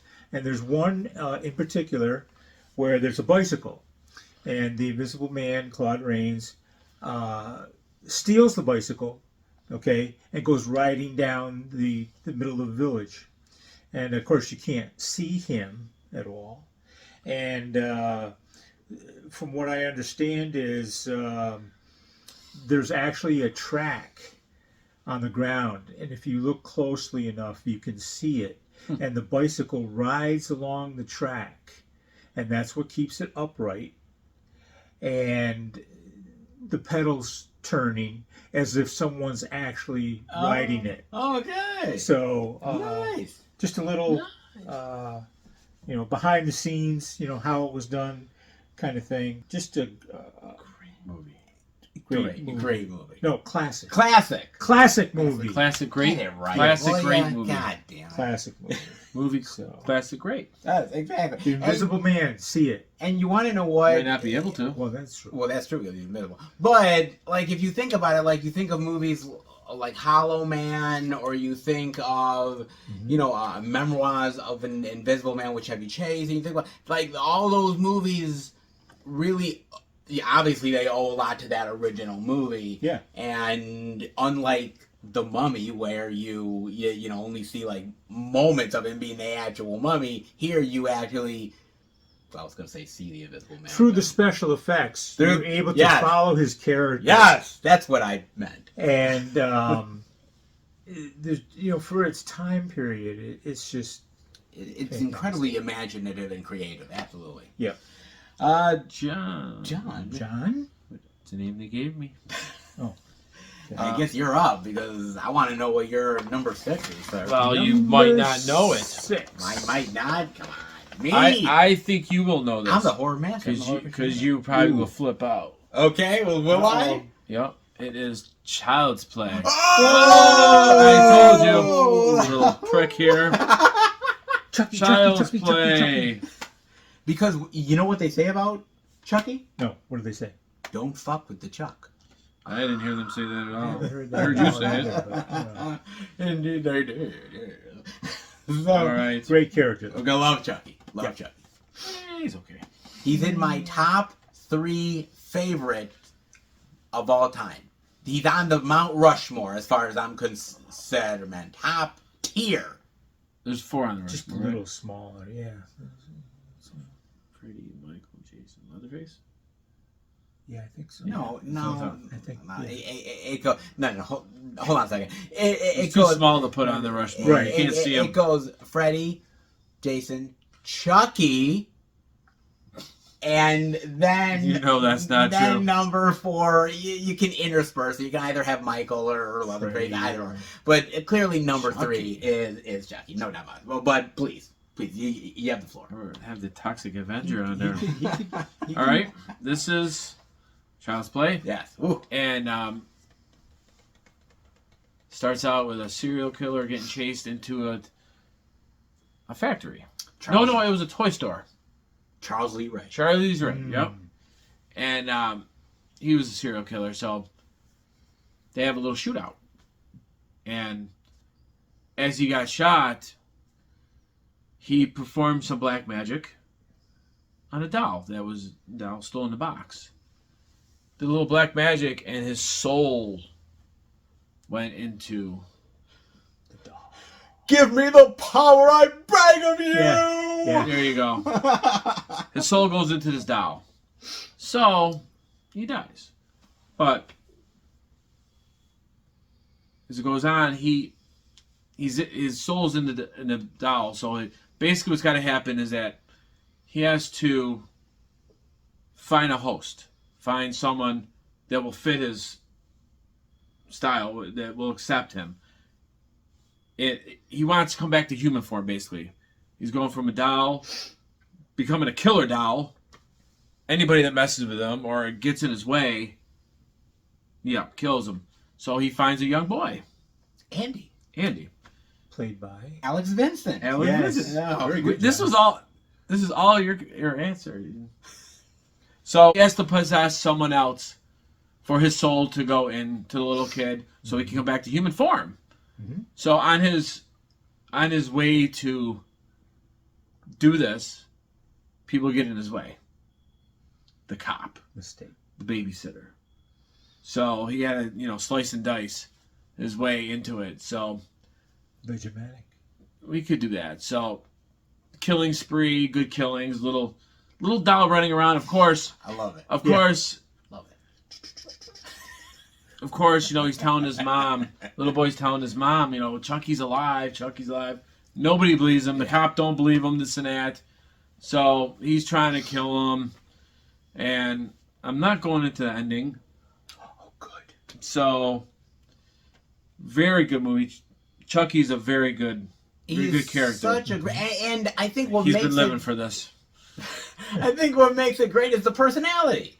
I mean, He's got a lot of good one-liners, which is great. Brad Dourif. Brad Dourif. You can't go wrong with Brad And Dourif. he's so good, and he embodies the character of Chucky so well because, look, you have some silent killers like a Michael or a Jason that, are big and imposing and can really, show their strength. And sometimes you need a little personality that, gets across the message a little more. Comedic, comedy, And he does that so well. He does it, and I suggest this movie. Obviously, it's classic, and So good. it's amazing. Love it. There's other sequels, so Which are just as good. they're good. I don't know about just as good, but They're worth watching. they're worth watching. Yeah. They're worth watching, but this is a classic and the best of them. So, And True. in my opinion, again, easily top 3 horror icon villain as far as I'm concerned. Like I said, you've got Jason and Freddy, which are kind of interchangeable depending. And then for me, number 3 is easily Chucky. And then you've got, like Michael, which doesn't hold a candle to Chucky. And then you've got Leatherface that doesn't hold a candle to Chucky. And then that doesn't hold a candle. And for me, top tier, top 3, no doubt about it. And I know John really does agree with me. So I think most people like Michael Myers better. That's a fact. I disagree. Well, I think Van agrees with me. Okay. Kind of. Yeah. See, there you But go. not exactly. So. Well, I'll take it. A little bit goes a long way, folks. I'm sure Michael's sold a lot more tickets than Chucky. He might have, but I think Chucky has more kills and more creativity. I don't know if he's got more kills. I think he does. I don't know. let us know, folks. Let us know, don't know. Indeed. But They both have inconsistent movies, that's for sure. this is true. But you know what, though? I like where you were going with that killer mentality. That's good, man. Sometimes it's one person, but some other times it's a whole family. And the family that kills together stays together. Yes. And, you know, when you end up driving down the road and go to a gas station, you know, you need fuel. You need potato chips. You know, good old barbecue, and maybe a little bit of exploration of Dr. Satan when we be talking House of a Thousand Corpses. Oh, I was trying to figure out which one it was. Yes, there we go, baby. A little bit of Rob Zombie love. Wow. Yes, man. Whoa. You know, let me say this because we will let you. I really dig this movie, man. I really do. I think it's just infectiously fun. And I ended up going to a screening recently with Bob to see it. And I was reminded just on the big screen how really entertaining the movie actually is.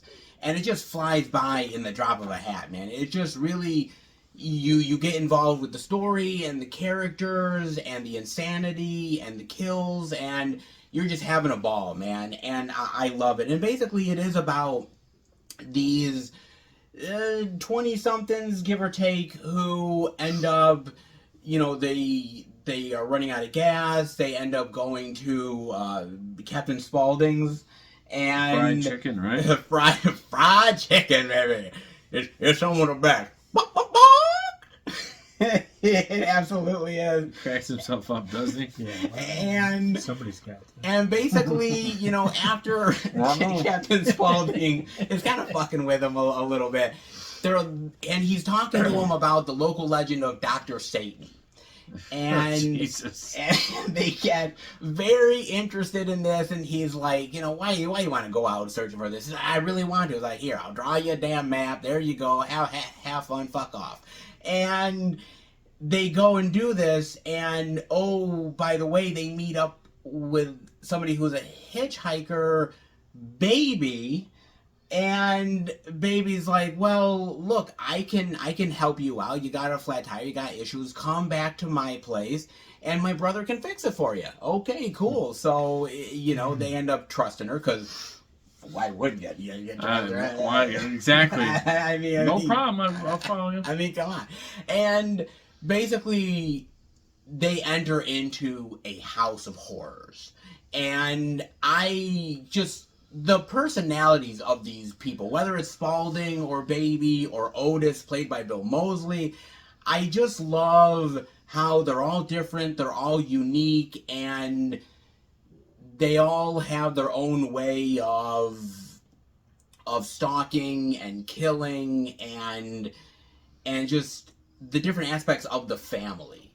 Whether it's grandpa or mom or Tiny. Grandpa. Heard that before. And you can kind of see where this is obviously, some people call it a ripoff, an homage, depending on what you think. Absolutely reminds me of it. It's absolutely very original. Taking a lot of material from Texas Chainsaw Massacre. But I think Rob Zombie does put his own unique spin on it, and I've always really enjoyed that. And I think not only is he trying to create something that he has ownership of, but also that will respect what came before it and what he loved. And I've always really enjoyed it, especially towards the end when we do get to see Dr. Satan, when we do get to see some of these... Dr. Satan! You know, oh, Lord. when we do get to see these really I missed it. crazy, weird oddities and everything. And I just love that Rob Zombie is just having a ball with these characters and just really enjoying the whole, like, just good old downright dirty and despicable human beings and just loves to wallow in them, man. And to think that these are as entertaining, because sometimes when you think of villains, they're not always as entertaining, right? But these ones are, and I think it's because of Rob Zombie's sensibilities. It's what these actors bring to the roles, and it works perfectly, man. And so it survived all these years, over 20 years, because I think people have really embraced these characters and embraced the story and embraced the horror, and Rob definitely delivered in spades, man. And so I've always really enjoyed it, thought it incredibly entertaining, and to me, ripoff or not, still holds up to this day. Yeah. Trust me. You wouldn't be one to Don't fuck trust with, you, number one. You wouldn't want to be fucking with Otis or Baby or Captain Spaulding anytime soon. Because Or the chef, or Leatherface, or Grandpa. Oh, Grandpa's in this too, right? Wait, what movie are we talking about? Could be either one, actually. Oh. we're talking a little bit of Rob Zombie horror goodness, baby, with House of a Thousand Corpses, unlike no other. Ah, yes indeed, man. Man, well, from killing families to Yes. Killing Families. Wow. where's your next one, sir? Yes. You like that, huh? Classic. I think it was going to be that one. Bela Lugosi, Locals. Ooh. Dracula. Dracula. Yes. Dracula. Basically, Bela Lugosi had been playing this part on stage for years when they approached him and asked him if he'd be interested in doing a motion picture. The story behind it is that he's living in Europe, and but he's interested in moving to a different part, like in the England, London area. Yeah. And so More food. the Well, better food. what's his name? Jonathan Harker. Harker. He's the one that comes to visit Dracula, and despite what the villagers say, because when they find out that he is visiting Dracula's castle, they try to convince him not to go. That's where the devil lives. They don't even want to go near it. Why No. live near them then? Well, I mean, you gotta live somewhere, and You got a vampire that lives right near you. Well, yeah, but if the rent Yeah. is cheap, I Oh mean, shit! what the fuck, Yeah, you're you know? right. Pay less money, die one night. so even the nuts? stagecoach driver will only take him to a certain point, and then Might as well go all the way. Dracula makes arrangements for another stagecoach to pick him up and to bring him to Castle Dracula. And the driver of that stagecoach is Dracula himself. Was it? Yes, it was. Okay, that's okay. Yep. Maybe, Yes, it was. Maybe I didn't pay attention to that. So anyway, I he don't meets think you did. he meets Dracula, and the thing, again, this is a movie. This is a character that's been played by a number of different actors. Oh, absolutely. Oh yeah. But to me, when you say the word Dracula, I think anyway of the way he talked, Yep. his eyes that fixated on you, his motions.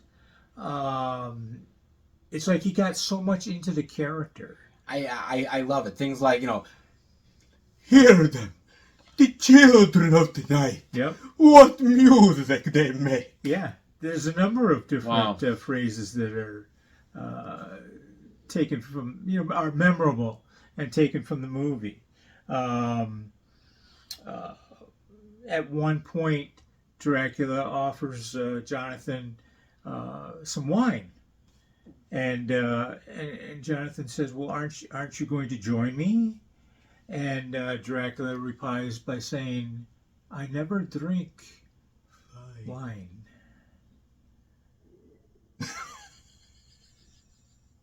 He doesn't. He doesn't. Okay. Yeah. Right. Just so you know, he's not a fan of wine. That's right. Yeah. I heard that. Yeah, okay, just saying. I was just what he was going to say. But, Yes. but anyway, so the story continues with him getting on a boat, We do a dance? and he has these caskets that he must bring with him. Jeez. And it turns out that these caskets have soil from his homeland. Yeah, from Transylvania. And Denmark. once Harker discovers that he is a vampire, Time to then leave. things kind of fall into place, and he gets out of there as quickly as he can. Well, yeah.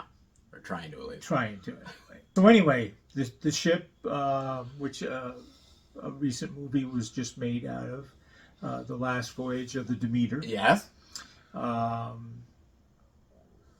is discovered along the shores near London, and it's abandoned. There's no one alive Yep, they're on it. Yeah, they're slaughtered. They're all dead, and they can't figure out exactly what happened. But let's just say that Dracula's thirst for blood has been quenched for a while, anyway. Mm. So he continues. He takes his coffins with him and puts them down like in a basement area. Anyone who knows anything about vampires knows that when the sun comes up, they have to return to their home soil. When the sun comes up, they go down. Right. And Dracula also meets some competition. Ah, yes. And that competition is Professor Van Helsing. Van Helsing learns pretty quickly that this individual is a vampire, and what he is attempting to do by finding new victims, by changing some of the women into becoming his brides. Yes. And, following his wishes, so to speak. But there's one scene where Van Helsing kind of traps him. He holds out a box and says, I found this, but I'm not quite sure what it is or what it means.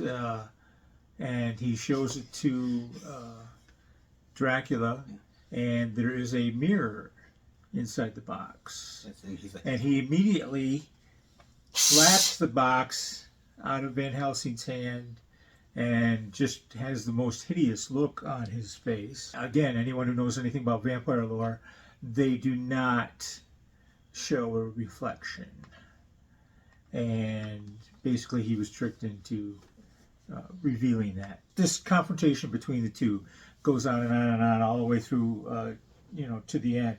And Dracula has an assistant which helps him get his warm-blooded body, so to speak. Renfield. And it's Renfield. Yeah. And Renfield has an obsession as well. It's not as Bloody. yeah, that's a good way to put it. As bloody as Dracula's is, but he prefers smaller animals or even insects. Yeah. Flies, bugs of various kinds. And Yuck. they throw him into the sanitarium for obvious reasons. Yeah, because And no normal human. but he tries to stay loyal to Dracula, but let's just say he gets his too. Good again versus evil. Who's going to win? What's going to happen with Dracula? What's going to happen to the women that he has changed over into vampires? What will happen? You'll have to watch the movie to find out. God damn it. But it's just very cool, and I think what makes it appealing to me is that it's Bela Lugosi in the role of Dracula. He just brings so many things to that character Yeah. that makes it a wonderful classic. Absolutely. Classic again. Yeah. Let's not forget that. And did you know? Oh, you didn't know? Did you know? I thought you already did it. No. Oh, okay. I must have conked out. When Bela Lugosi passed away, he was actually buried with his cape, He was, yes. but it was not the cape that he wore during the movie. Then why did they do that? I'm going to tell you. I didn't know.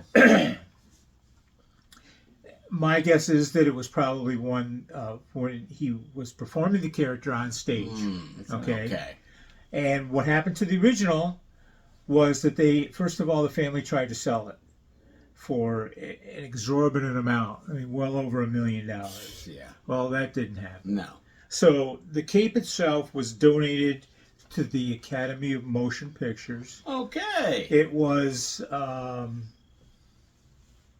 cleaned up. If there was any repairs needed to be done, they brought it back to its pristine condition. Okay. Nice. And so now it's in their hands, and it can be seen to this day, as far as I know, at the Academy. I got to admit, I like Bela Lugosi better in Plan 9 from outer space. But that's just me, though. But That was good. He was on his deathbed there. but that's a very interesting one. Dracula, but... Dracula. Well, do you have something more classic, John? Or do you... You can't get it. It's not, Dick. It's not. Well, I love it. okay. It's not that old, like the oldness class. Okay, it's not oldness class. It's not black and white. No, not black and white. Okay. It's What do we got? It's all red. It's all... Oh, okay. Ooh. Yep. Absolutely. It's American Psycho. Oh, look at that. American Wacko. This dude is certified. That's great. Yep. Patrick Bateman. Patrick Bateman is... He's a Wall Street, like, yuppie kind of, like, whatever's cool. You know, he's rich and all that shit. And he holds a secret. Which He's is? a psychopath. Well, there you go. I mean, mean, everybody's got to have a fault. He talks to, he talks to himself a lot. He's like the second person in his mind. And he pictures what he wants to do to people. And he has a girlfriend, Reese Witherspoon. Reese Witherspoon, yeah. I don't even think he likes. I think he's just kind of, it's an obligation. Obligation. Part of the image. He always drinks and goes out to dinner with, like, I think they're like friends from The Office, I want to say.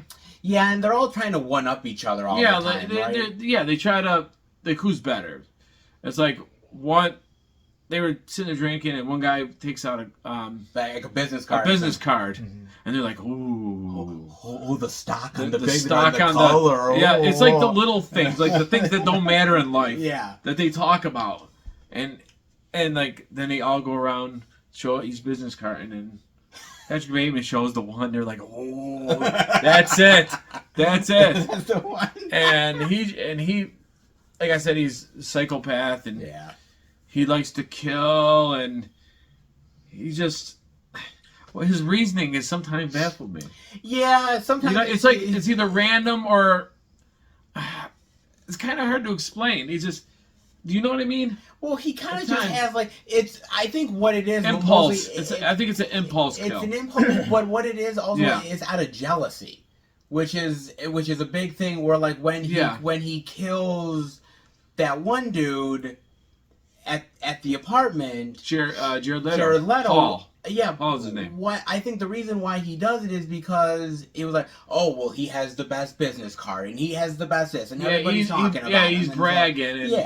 And it's one. I think it's like one of the best parts in the movie. Oh, it's great. Sitting there on the like the love seat, talking how good he is, this and that. And Bateman's just walking around. He's cranking some music, talking, and the more he talks, Paul talks. Bateman is. You can tell that he's kind of getting aggravated. Puts on some Huey Lewis. And he starts talking to him about the music and notices that around the couch, the love seat, I think it's like a love seat type thing, there's plastic all around it. Like all over the fucking yeah, place. and there's a clue for you. Bateman was talking about the music with him, kind of like really intelligent. Yeah. Like saying, well, this album by Huey Lewis 4 is very articulate. I don't know the exact words, but he starts talking like that. And he just starts putting on like looks like I thought it was a raincoat at first. I think it's kind of a raincoat. It's kind of a raincoat. It's a clear raincoat, and this is the first time when I saw it. I'm going, what is he doing? And then he has an axe on the side of him, and he just fucking mutilates him, wraps him up, and he just you really get inside his mind. You really what I love about it. Well, I mean, I don't want to be inside his mind. No, I love it, but just what he's thinking. He's thinking so much. He's so like vain, right? It's like, well, I have to do more push-ups, or I have to put this certain. He was face very. mask What's on. it called? What's that called when guys are like they want to be like perfect. He wants to do the 50 more sit-ups, push-ups. You know, he's got lotion, like body lotion. It's like all this expensive like shampoo. He wants to be perfect. He's obsessed. Yeah, and you know, and it's like anybody who is not like him Yes. or Yep. better than him, he wants to get rid of. Yep. And it's just he's either slowly losing his mind, or he's already lost his fucking mind. I and think it's just getting worse. I think he lost his mind. Yeah, I mean something, but But there's a twist at the end. there is. So What is? I don't know if I really. It's it kind of tells a lot. It does. I don't really want to say it. I will say this. It kind of like it depends on your mileage. Either Yeah. you really think it's really going on, or He's imagining it. he's imagining it. I Yeah. mean, either or. It depends. I guess you have to take it. I mean, your opinion about it, what Yeah. you think is really happening. Because I remember when I first saw it, I go, "What the hell? Did this really happen?" Because he just pictured stuff in his mind, and he also had a cop that was kind of asking him questions throughout the whole movie. Brought him to his office and wanted to know, "Well, you had dinner with Paul, right?" He just kept questioning him, and you could see his Bateman's face. He's getting nervous. He's sweating. And I think the more he did it, the more they thought it was him. And they were going after him. And it's wild. Yeah, it is great. It's great. He's a great actor. Yeah, Christian Bale is a great actor. And awesome. I mean, I know he did Batman. I seen him in a couple other ones. I thought, from all the movies I saw, I thought this was his best. Yeah. And I did not see all of his movies. No, So- but this is clearly so I one can't of the say. best. Psychotic? Wow. Yeah, absolutely. He's hilarious, too. Oh, he's great. Talks very, like, pristine, like, perfect. Eloquent, you know. So I don't want to give the ending away, but I suggest this if you like Psychos. Who doesn't? Well, I do. Well, at least I don't like Psychos, but in this, But you love to watch him. gotta check it out. Absolutely. Absolutely. Oh, so good. Love American Psycho. Love my man. slip. It's good. It's good killing goodness, man. Because sometimes you just want to see yuppies kill other yuppies. I never thought of that until I saw the movie. Kind of entertaining. Just saying. It was a very entertaining movie. But you know what? Look. Sometimes with these killers, you know, they're in the big city. You just want to get away. You want to go into the cabin in the woods and just, you know, have some fun, right? But sometimes that doesn't always work out the way you want it to because, well, look, if you're having sex, you need protection. But, well, with this, something tells me that, you know, Down the gutter. you're going to need a little bit more than protection. When we talking about none other than What the hell is this shit? cabin fever. Ah, yeah. Ah, yes. Cabin fever, indeed, man. And what I love about this movie is it takes, again, the old tried and true cabin in the woods style movie, and it flips it on its head a little bit because instead of a killer that's stalking somebody, it's actually a flesh-eating bacteria infection that is slowly but surely not only robbing them of their own flesh, but of their own sanity as well. And I've always dug this. I think the effects are great here with the whole like flesh eating and how you see them at first and there's sort of red splotches on their face, and then you come back to them another time. You're like, ooh, like it's really an open wound and it's looking really gnarly, and then you come back to Spreads, them basically. another time, they're like, oh my god, there's like a huge chunk out of your like arm or leg. It's like, holy shit, just progressively get worse,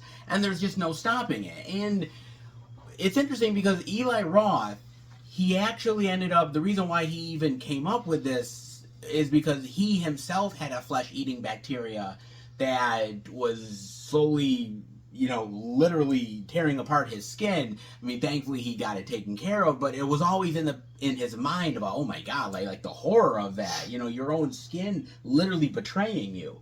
And I really love that. And yet at the same time, the horror is really great, but you also get a lot of comedic moments and levity moments with these characters because they're very stock characters. One's the jock, one's the funny guy, one's the pothead, the good-looking chicks and everything.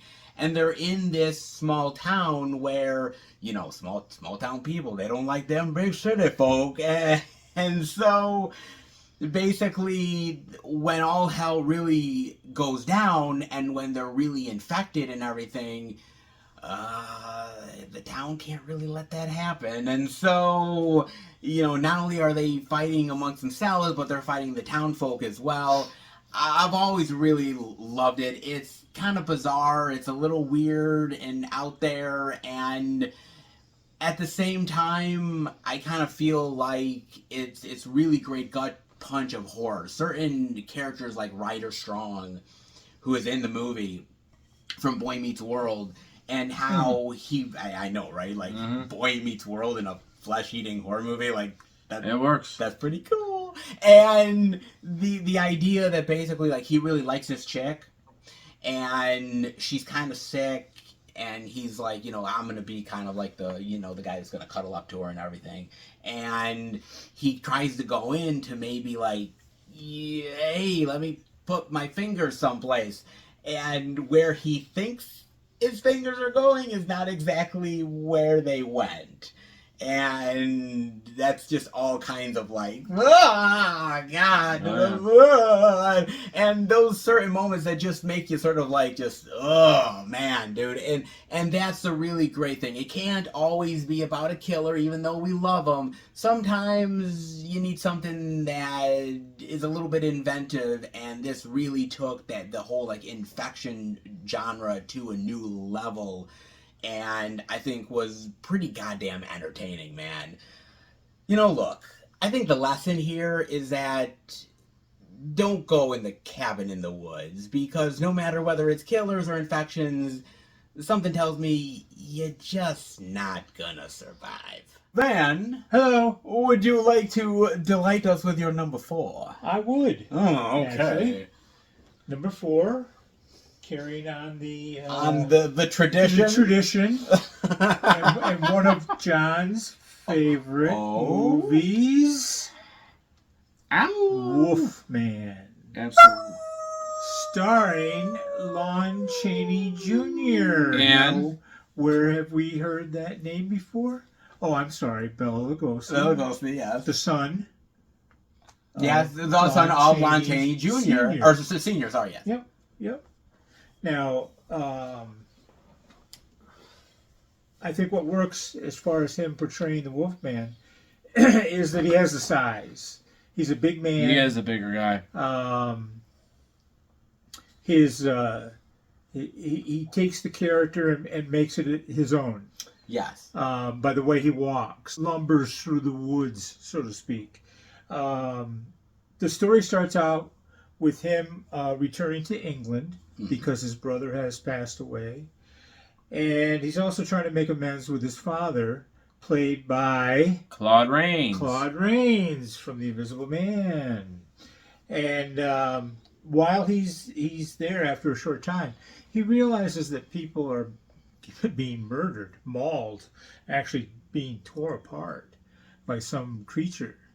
And so he also meets this girl who runs like a shop of sorts, and he goes in and he's trying to impress her, of course. And she says, well, is there anything that you're interested in? And his eyes go over to where the canes are. And he picks one out, and it just so happens that this particular cane has a silver head to it, of a wolf. He ends up taking this girl out, who's engaged, by the way. Yeah. That's the weirdest part. Yeah. But, hey, Uh-huh. What was he And thinking? what he happens? wasn't thinking up there. What happens is that she is attacked, Right. and he comes to her rescue. And at first, they're not quite sure what has attacked her, but he takes this cane and literally beats it to death. Mm. And in doing so, they later find out that it was the gypsy, played by Bela Lugosi, and he had turned into a werewolf because he had been bitten at one point. And unfortunately, Lon Chaney Jr.'s character was also bitten during the during the struggle. There's a curse that's obviously involved in the story, and that is that if you become bitten by a werewolf, you too will become a werewolf. And that's what happens with Chaney's character. He transforms into the werewolf, and I'm using the term werewolf because the term wolfman was never used in the movie. Oh, okay. And once he realizes that it's him that's going through this transformation, that it's him now that's killing these people, okay, he needs to know what to do to reverse this. Yes. Because he certainly does not want to go around, killing people. No. Well, I mean, some And people do. at the same time, he tries to convince his father that, hey, Dad, I'm a werewolf. This is what's happening. I'm the one responsible for this. And of course, the father is more... He thinks he's more of, like, needs help. Right.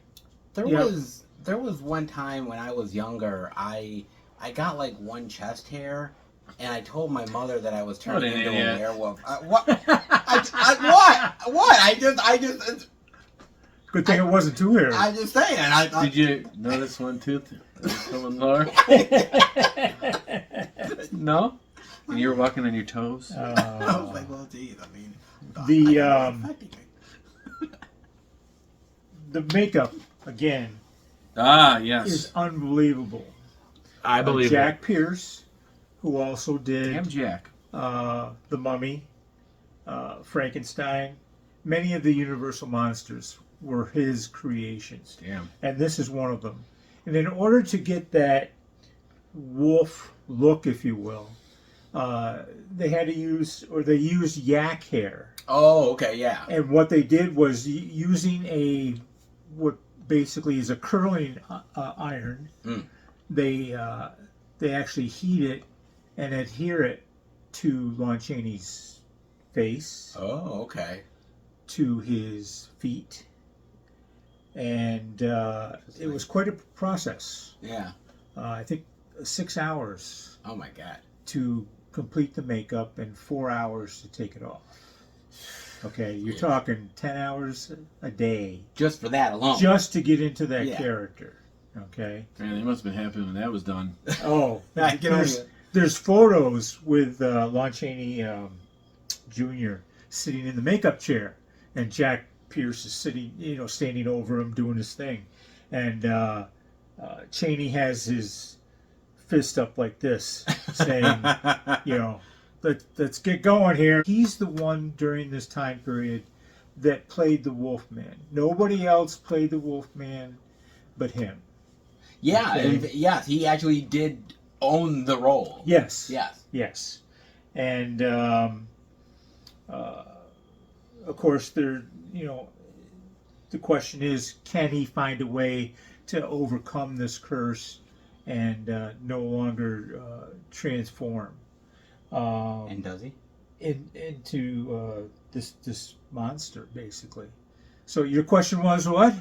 Does he? Does he what? Does he end up finding a way to stop the Maybe. curse? I don't know. Does he? Maybe. You might. I guess you have to see the movie to find out. Yes, you ruined it. Okay. And But did you know? But did you know, though? did you know, though, Oh. during the movie there's a fight scene between the Wolfman and what appears to be a wolf. Okay? That wolf was actually Cheney's German Shepherd that he owned himself. That's great. So they were just kind of So, wrestling. yeah. So basically that's it. And the saying, and I'm going to say it, I know you've heard it before, but it's a classic. Even a man who is pure at heart and says his prayers by night may become a wolf when the wolfbane blooms and the autumn moon is bright. Now, some people thought, oh, that must be from a folk tale or something. It wasn't. It was made up by one of the writers. Okay. Right off the top of his head, but it has become synonymous with the Wolfman movie. Werewolves and everything has obviously changed over the years. John showing off Bad Moon and me showing off, Silver Bullet. But, like, it all stems from the Wolfman. No doubt about it, man. That is awesome. Fantastic. From a classic, mind you, Yes. to whatever John has. Whatever I have. Whatever you've got. I don't even call it a classic. Bag of magic. Bag of magic. Magic tricks. This is called a little H2O. Oh! Water. Yeah. No, this is Halloween water.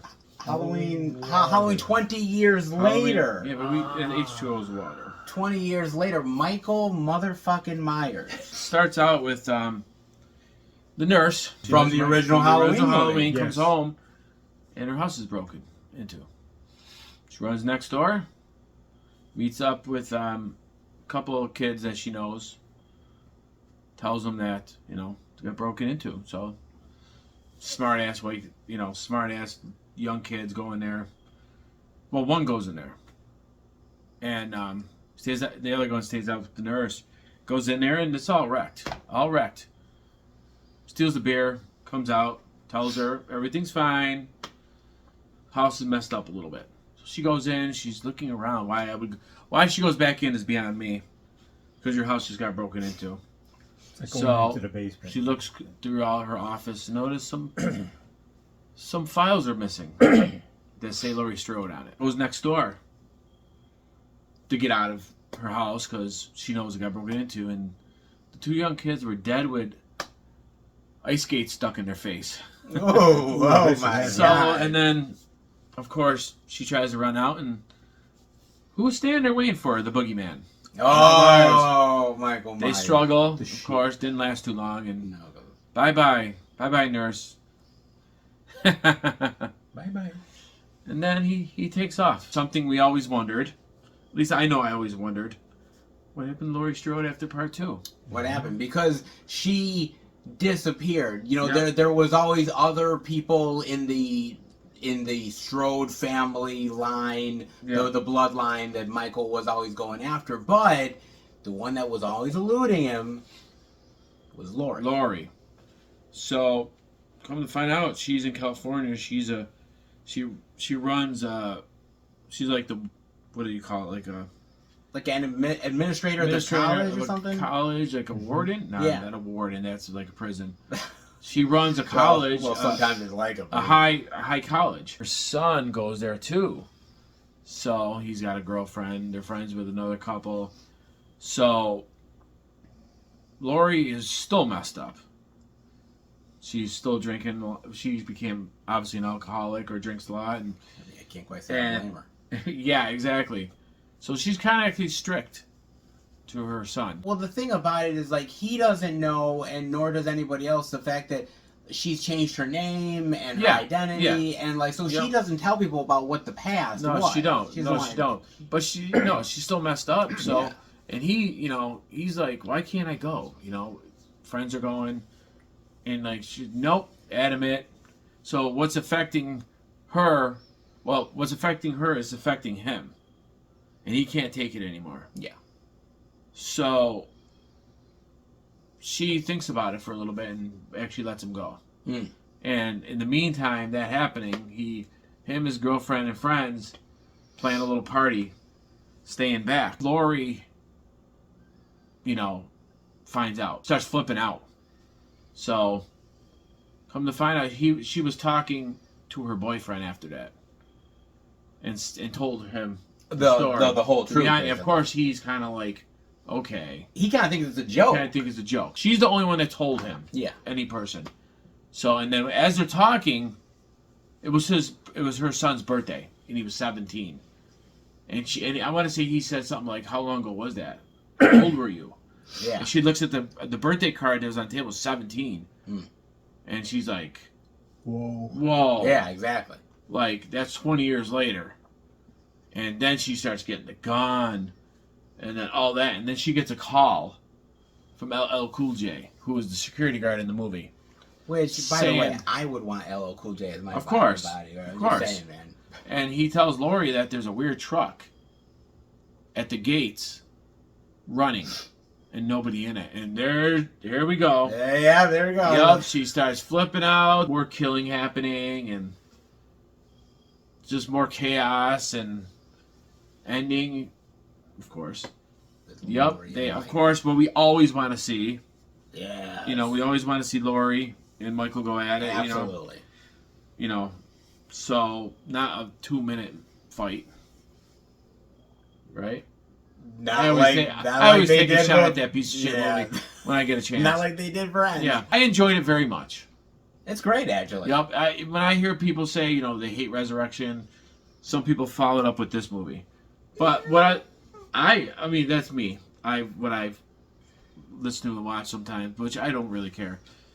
And see, I like this movie because I thought it reminded me of the old school Michael Myers from the first two movies. Yes, it did. He was a stalker. He took his time. He picked his kills. You can walk through a room, and if he wasn't ready to kill you, then he wouldn't. Yeah. If you got in his way, you're done with. Sure. So I thought they brought it back to that kind of era of like the first two. Not saying it's good as the first two, but I felt it, and that's the Michael Myers I like. And not when he's like, his kills, I don't mind if they're brutal, but I like that stalking. He picked and choose. He didn't like pummel him like in the Rob Zombie one. Yeah. Just for an example. Like I thought he was like a middle linebacker, just like huge and just he was like 7'2" in Halloween, wasn't he? He's like Tyler Mane. He was two different Michael Myers, but that's fine if you like Rob Zombie. But I'm saying I like the one where he's more of a stalker. Yes, I think that's much more effective. It's more scarier.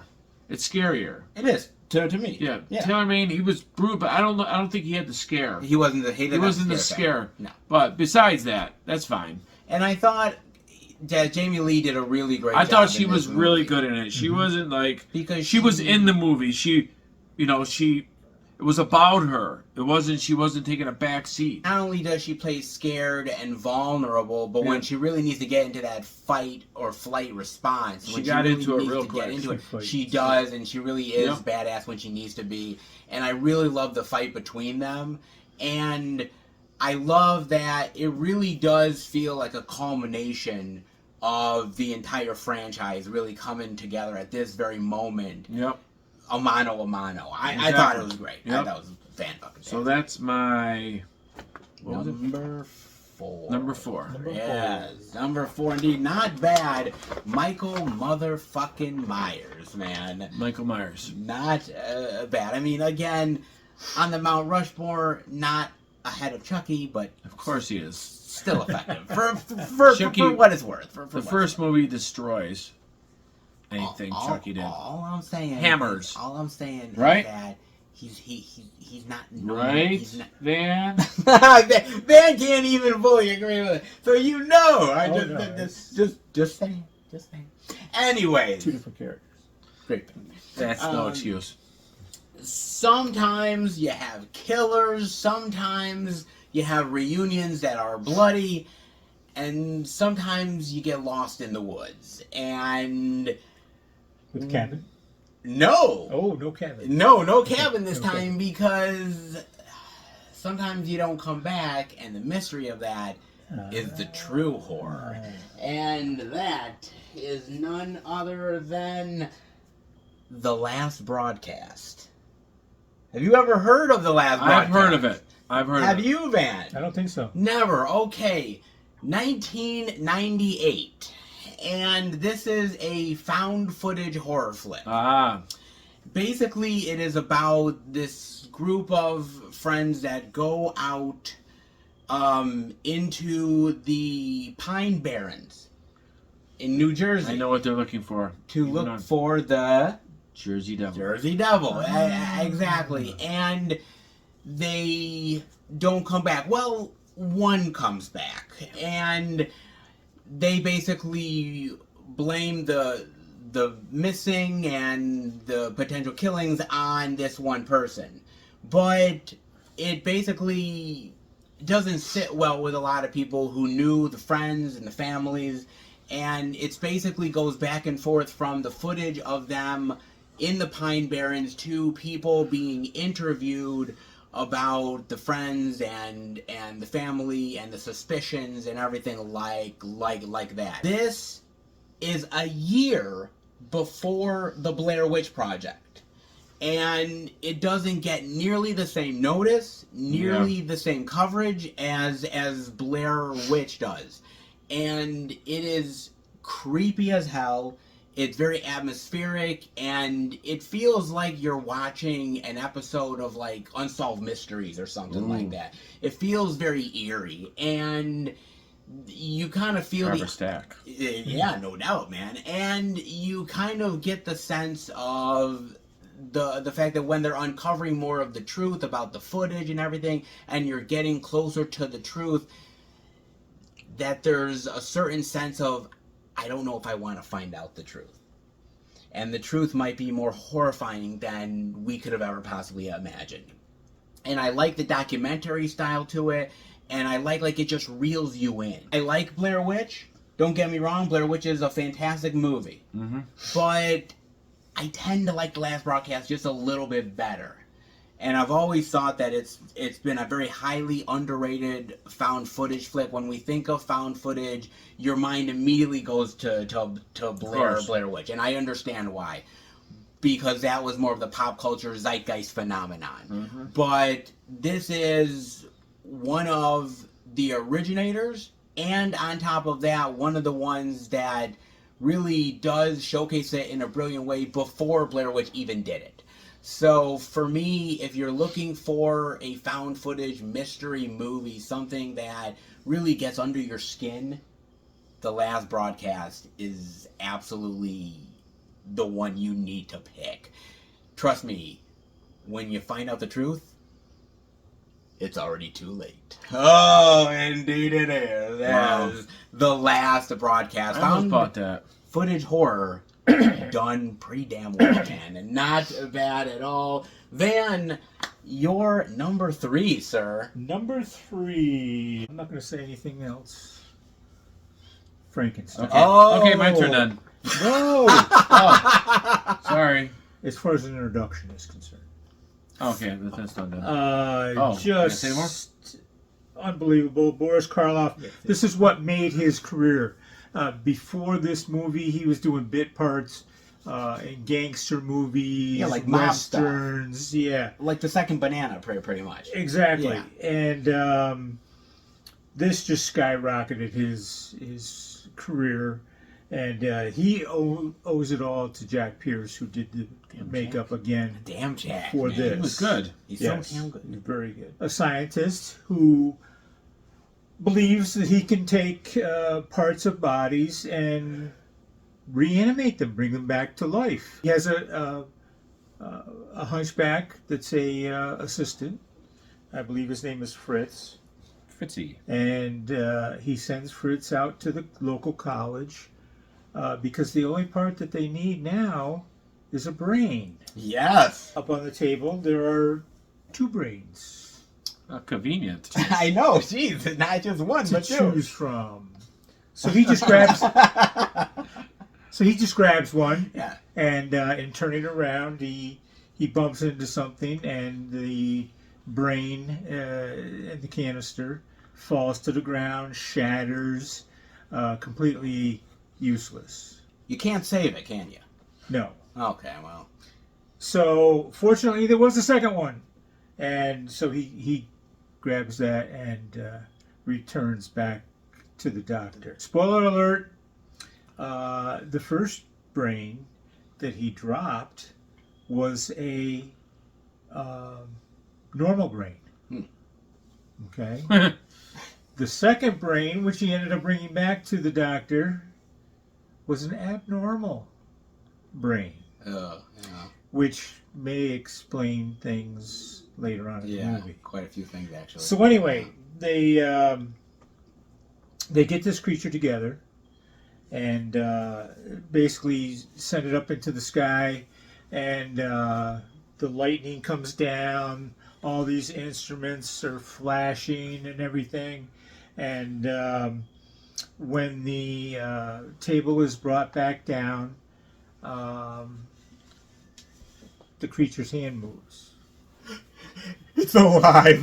And It's yeah, alive. exactly. That's I'm dead. one of the classic, phrases from the movie. Absolutely. So the monster is alive, and unfortunately, Fritz doesn't care too much for him, and proceeds to torture him with fire. And needless to say that Fritz gets his by Frankenstein getting his revenge. Well, who cared about Fritz? So He was useless. yeah. He messed up the brains. So Frankenstein basically finds his way out of the castle Oh. and makes his way through the countryside, and comes across a little girl who's playing next to the lake. The little girl doesn't seem to have any fear of him whatsoever, and Which is weird because he looks like a fucking so dick. the monster goes over and kind of kneels down next to her. She has some flowers in her hand, and she's throwing the flowers into the lake, watching them float. Okay, and she gives him some, and he proceeds to do the same thing. Sure. He just takes them, throws them into the water. But what happens is he runs out of flowers. Damn. So he reaches over and takes her and throws her into the water, thinking that this is something else that could float. Sure. He doesn't have any sense of wanting to harm her. No, he just. Okay, he just, this is the way his mind thinks. Yeah. Okay. Unfortunately, the little girl drowns and is discovered by her father, and one of the very strong scenes is his walking through the village carrying his daughter. Basically, at that point, like the townspeople are pretty much like, look, this, whatever this is Right. an abomination, and we've got to kill it. We have to destroy it. Yeah. Yep. So everybody is out for the creature, and notice I didn't call the creature Frankenstein, because Frankenstein, according to Mary Shelley's book, which this is based on, was the doctor, Yes. the scientist. It was never the It was monster. never the creation. But over time, the two are so synonymous with one another that it's accepted that Frankenstein could mean the monster, Yeah. or it could mean the scientist that created him. The townspeople want to get this creation, and in fact, the doctor that created him joins them and realizes What he did. the mistake that he's made, in creating this thing, and that it's dangerous. Yeah. And so he becomes, one of the leaders in trying to track the monster down. Boris Karloff's portrayal of this creature is unbelievable. Brilliant. He's got the makeup, yes. He's got the 30-pound boots. He's got the 50 pounds of padding that was required to make him look bigger. But it's his gestures. It's his expression. It's the way he reacts to things. Absolutely. As he's making his way through, the local town. And it's just that I felt myself being sorry for him. I mean, in my mind, you could put anybody in, latex and makeup and everything like that, but it's really the person that has to come through. Yep. And depending on who the performer is, they can really pull it off, and Karloff did. Oh, big time. Absolutely. Yeah. There's a scene earlier in the movie where he's got his arms up like this, and he's looking up at the light that's coming down through, like the skylight, and it's like he's reaching for the light. He wants to be, he wants to see what it's like to live. Yes. And he wants to experience that. Absolutely. And unfortunately, he's misunderstood, and because of his appearance, people feel as if he has to be destroyed. The monster has kind of confronted the doctor that created him, and he has overpowered him. Yes. And proceeds to carry him up the different flights of stairs to the top of the mill. And the village people have swarmed around the mill, and they think a good way to get rid of him is to set the mill on fire. Yes. And that's what they do. So the creature hates fire to begin with. And before the fire can consume the mill, he takes the body of the doctor and throws him over the side of the mill and down to the ground where the villagers are waiting. The monster himself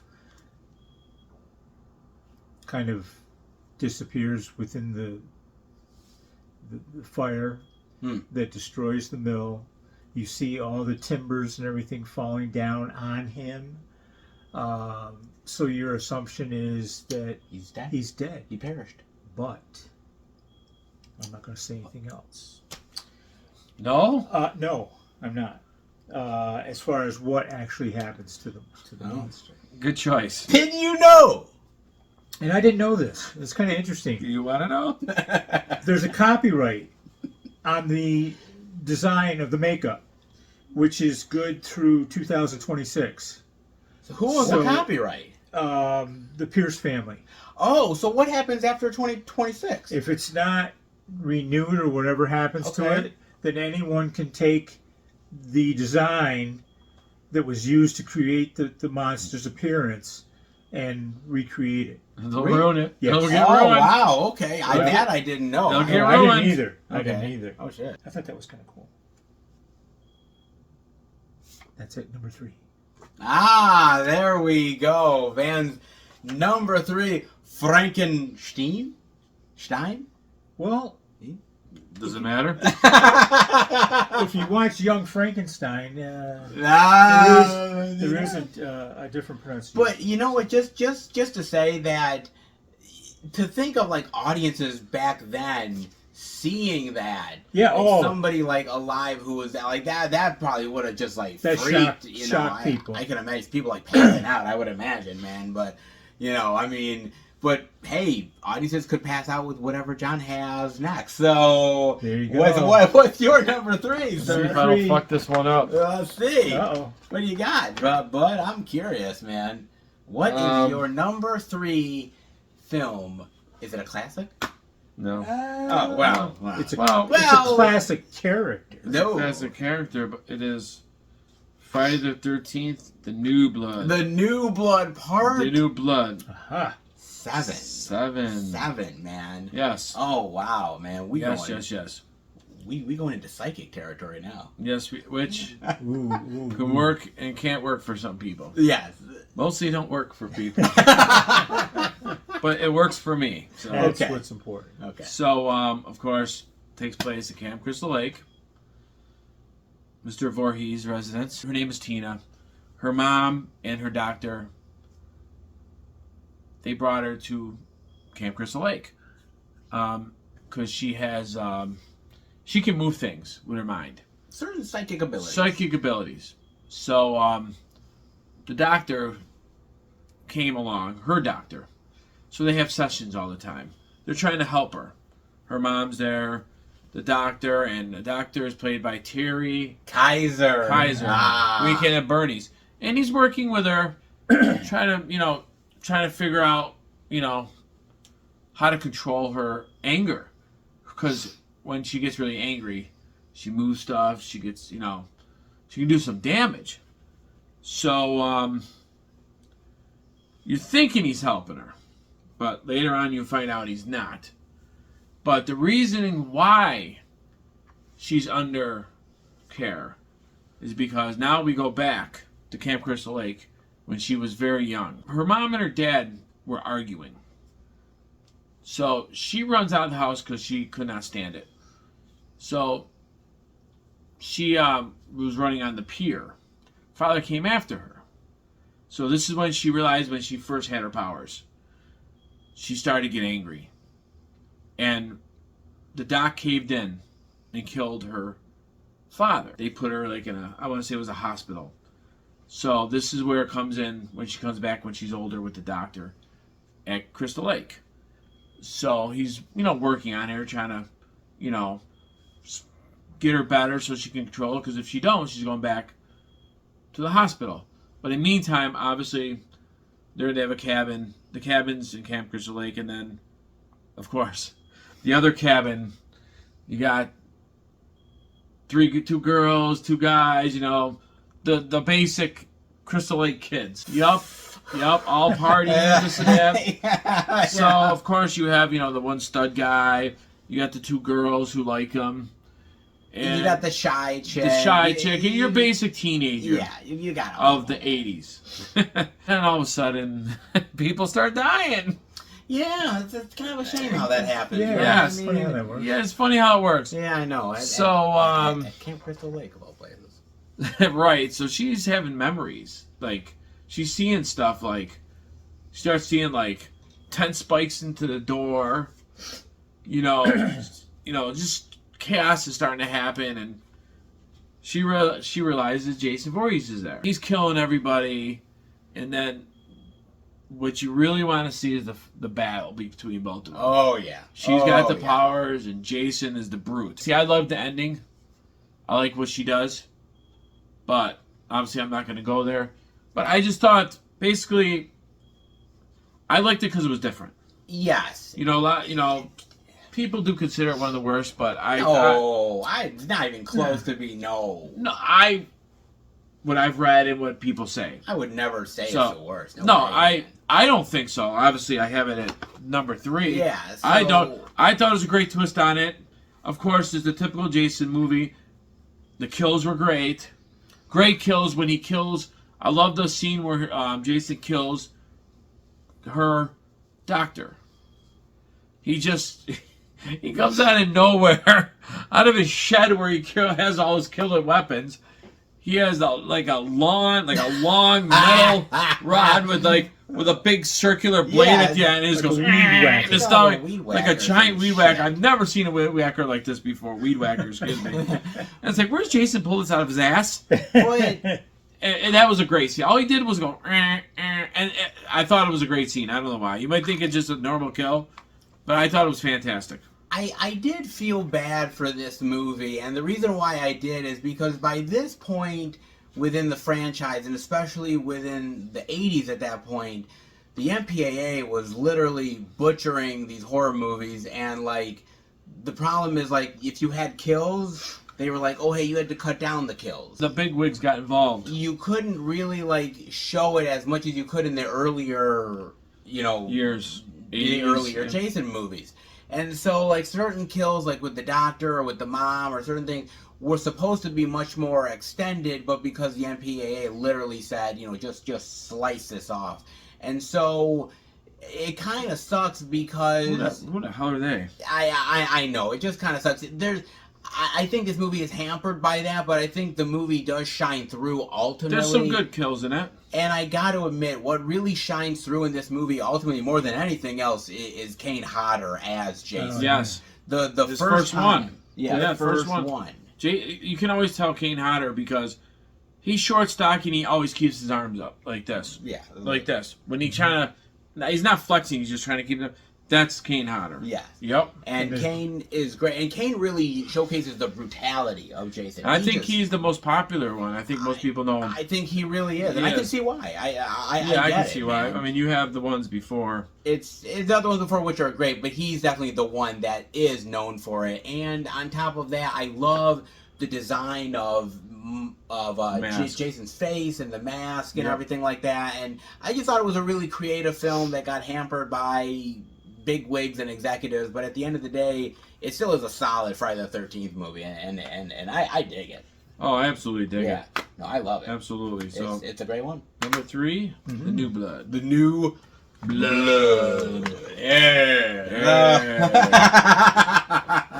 Very nice, man. Not a bad number 3.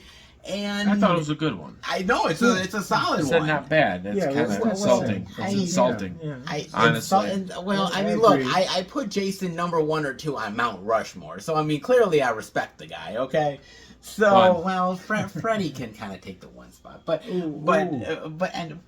anyways, We'll go on I forever. mean, he knows I'm right, but you know, look. Not at all. You know, when I showed off the last broadcast, it kind of got a little dark, a little creepy. We're going to lift you back up a little bit. Still being a little devious, but at the same time, a little bit fun. Because sometimes when you go to a funeral home, it's kind of sad, isn't it? But, well, with this host, I think you're in for one hell of a ride. In none other than Tales from the Hood. Yes. Welcome to hell, motherfucker.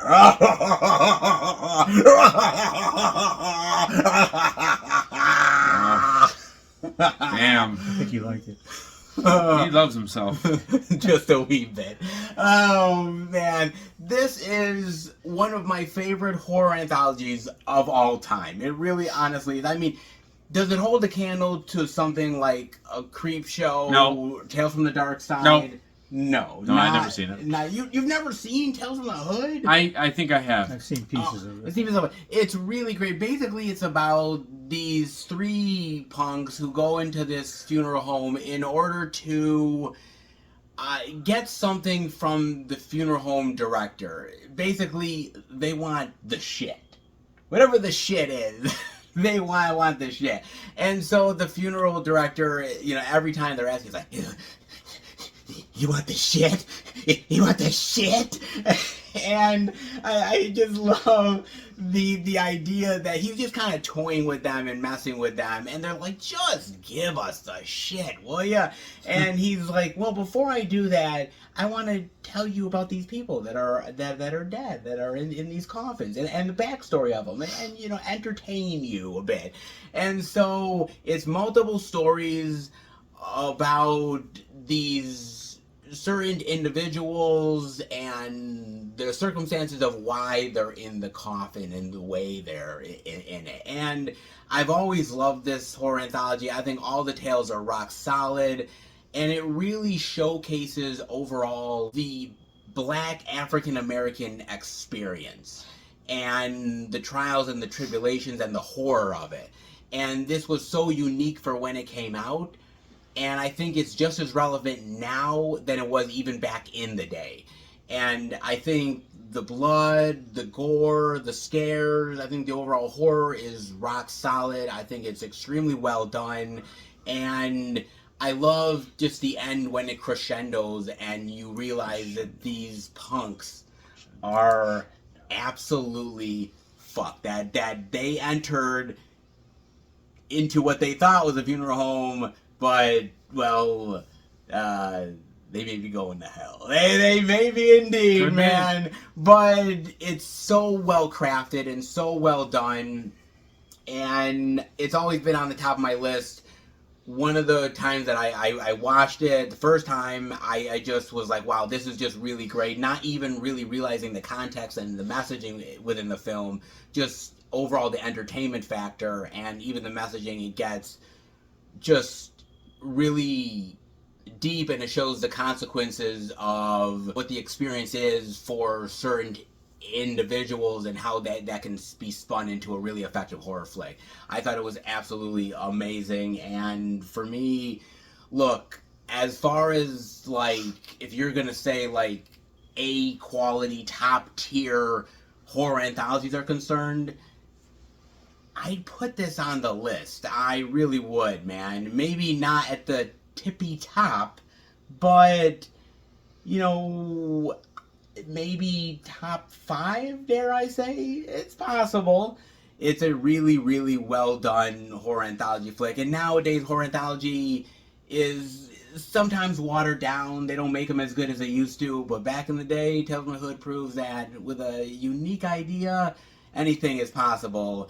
Mind you, forget about the 2 sequels because they're just really bad. But this is the only one you need to worry about because, look, funeral homes can be dangerous, and when you got this place, trust me, you're leaving in a body bag. Man! Yes? Leave. Would you... Well, that's later. Would you grace us with your number 2, sir? Absolutely. Earlier we were talking about sequels and We are, yes. how sequels often do not live up to the originals, but on occasion they do. And in fact, on occasion they're considered better than the original. And that could be true based on your opinion. The Bride of Frankenstein. Yeah. Frankenstein. This Great. is The Monsters Meet. Frankenstein, obviously, and I'm saying the creature now, obviously survived the burning mill. And when they did the makeup, they accounted for that. Okay. Because they have his hair singed. Yes, they do actually. And there's some various burns on his face and on his hand to illustrate that he did go through, the fire, but he survived. Dr.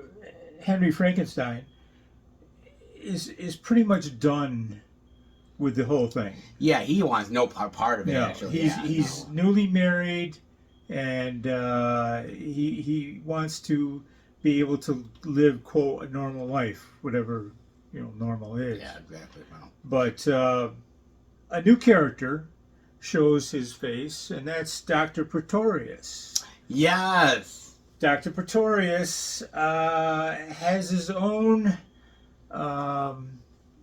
goal in life, if you will, and that is to create a woman as a mate for the Frankenstein monster. So Dr. Pretorius wants the help of Henry Frankenstein. Henry Frankenstein says, no, I'm done. Dr. Pretorius says, well, there was a time when you were robbing graves, which is illegal. And what would happen to you if this information got out? So basically he's blackmailing him to assist in his experiment of creating another life form. Okay? I mean, if you want something done. In the end, he agrees because he doesn't want his life ruined, his reputation ruined. Sure. So in a sense, I can't blame him for that. No, who can? So they go through and basically get the the parts that they need. That sounds kind of inhuman. I mean, I gotta. To create. You got an arm and a. Well, I got. and a Yeah, leg? I got the foot. You got the foot? Yeah, Okay. I got the foot. I got. It looks like it has nail polish on it too, which is. Yeah, probably it does appropriate. actually. So I mean, it's already kind of prepared for the Yeah. check. Yeah. I mean, this too is kind of missing stuff, but if he wants it, I mean, I'll ship Sure. it to him. Yeah. Why not? FedEx. So anyway, as the bride is being created, it basically goes through the same scenario that the Frankenstein creature went through.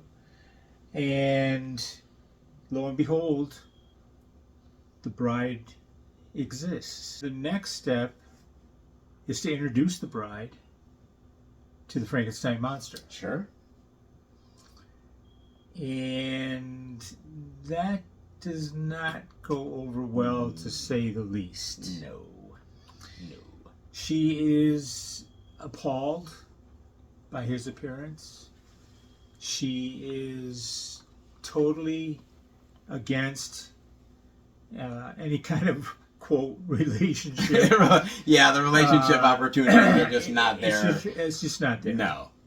The Frankenstein creature talks Yes, he does talk. in this movie. In fact, he meets, while he's out roaming the countryside, he meets this hermit who is blind. And the hermit actually teaches him certain words, whether it be drink or smoke or sleep or, whatever it may be. And actually forms a friendship with the monster until a couple of villagers stop by and see who he's being friends with. And it doesn't bother the hermit any. In fact, he's enjoying it. Sure. But the villagers step in, and that's basically the end of that. But zooming ahead to the ending, one of the last things that the monster says is, "We belong dead." Yes, he did. Yes. And you can make your own conclusions as to what happens. Many people feel as if this is even better than the original Frankenstein. I honestly would say that. I don't. What do you think, John? You think it? I mean, I haven't seen Haven't it. seen the bride? Oh, you never seen Bride for You? Never seen Oh Bride wow. for You. Okay. Jeez. I saw parts of Frankenstein many years ago, but I haven't. Yeah. I do have it. Honestly, do have it on 4K. I just haven't got a chance to watch. I think I bought the Steelbook, Oh, okay. Yeah. but I haven't got a chance. It's just it's really- to me, it's a wonderful movie. It's got a lot of different things involved. Dr. Pretorius and his miniature people. The scene with the monster and the hermit in the woods, and ultimately the introducing the bride to And- Frankenstein, Frankenstein monster, which he is really excited for. He really is looking forward to this. So, Yeah, but like, and it just comes crashing I mean, he is down. He is dead. So I mean, Yeah. I'm just saying. Well, I But don't think he can, well, get it up. that's- But I'm just saying he's that's- dead. that's your mind. Okay. Did you know? Did you know? Okay. Initially, Karloff was not happy with the fact that his monster was talking. He believed that it took away from the essence of who the creature was. Oh. Okay, but obviously he went along with it, and I thought he'd be happy to get lines. well, no, Okay. he didn't want anything really to do with that part. All right. Last but not least, Elsa was only 5'4", and you're talking being up against or being filmed against Boris Karloff, who, with his shoes and everything else, was probably close to 7 feet tall. So, Elsa had to overcome that height difference by basically wearing a form of stilts. Oh. And if you ever see the movie, she cannot walk. She has a lot of difficulty. There's always another actor nearby when she attempts to take a step. During the time that she was being created and she was wrapped up in the bandages and everything, Yeah. Again, obviously, she couldn't move from place to place. So what they did was they carried her. Oh, okay. And Well, whether it be, say, to the commissary or to the next scene where that was being photographed. So Okay. I just thought those things were kind of interesting. But great movie. Great movie. Great movie. Great Worth sequel. checking out. Absolutely. Absolutely. Bride of Frankenstein. Yep. Because sequels can be better than the Yes. originals. Just saying. They can be. Yep. But what about your number 2, sir? Oh, it's my turn? You're number 2. Okay. What we got in store here? I'm Okay. in anticipation. All right. Anticipation. I don't have did you know cards for this one. Okay. But But. I can relate to Van. Oh. I can relate to Van very much. Can you now? Yes, I can. Okay. Because it's the creature from the Black Lagoon. Oh, wow. Looks like it's still sealed. Mike, and that sells. Oh, No. no, there it is. Oh. Still shrink wrapped though. That Oh my is God, it sealed. is. Yes, I was thinking. Oh my God, I didn't even realize it. Yeah. Wow, see? Oh my Oh, God. I didn't even realize that. Dude, that is Still amazing. Holy Still shit. shrink wrap, so That is. yeah. Wow. Yep. See, That is. I haven't watched this yet. That's amazing. That's pretty cool. Yes. Yeah. Not gonna lie. I don't even remember where I got this from. Holy shit. I bought this from somewhere. That's but- great. But it's my favorite Universal monster. Yep. And then the And- Wolfman. Many Now, other people too. I've got to ask, why is it your favorite? I watched this a lot growing up. I watched this a bunch of times growing up because my dad loves the Creature from the Black Lagoon. He's got a tattoo on his arm, Creature from the Black Lagoon. Okay. So we watched it a bunch of times. Sure. I loved it. No, it's great. Loved it, loved it, loved Love it, it. loved it. Everything about it. You know, him underwater, him on the boat, stuff like that. It's just fantastic. I love the design. I of the love creature. the way the creature Yeah. looks. I love that. You know what I'm saying? So And that changed a few times, but yes. in the final essence, I think The year really hit it. was 1954. 54. Wow. Oh my God. My mother was born in 50. So geez, she's older than this movie. So She saw it when she was 4 years old. all right. This starts out with a archaeologist. Mhm. It's starting in the Amazon. What's coming out of the mountain is a hand like this, a fossil. Mm. So this archaeologist has a bunch of men working with him. So, and he's figuring whatever is connected to it should be in the mountain. So he's like, how am I going to do this? So he knew, I forgot her name. Julie Adams. Julie Adams. He knew Julie Adams, which she is another archaeologist type scientist. So he says, watch the tents, stay here, and I'm going to go get, people I know. Hmm. And we're going to come back and we're going to figure out how to get behind. And, the body might be behind the arm. Sure. Mhm. So Yeah. he goes and gets a crew. Julie Adams, her boyfriend, and another, he's a bigger type guy who's a total a-hole. He's an ass. He's all about stardom. Not stardom, but he wants the big catch. Yep. So he was not very nice. So they got to go back to the Amazon. Anything that breaks off or comes from the mountain goes down the stream into a lagoon. Mm-hmm.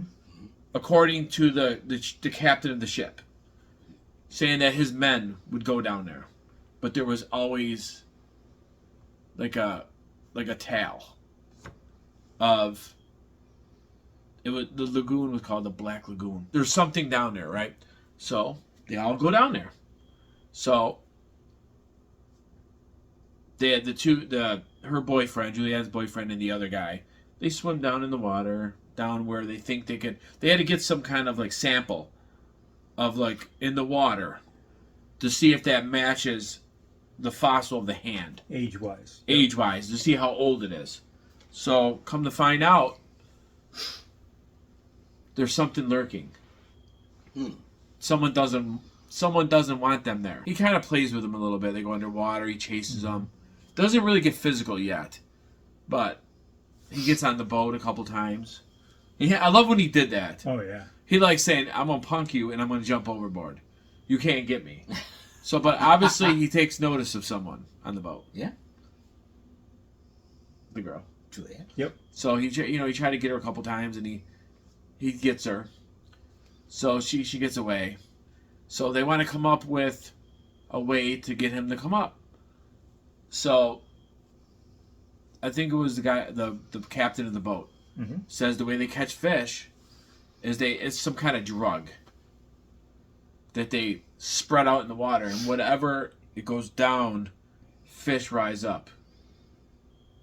So they're going to use a lot for him, for the gill man. A lot. Big fish. Big fish. So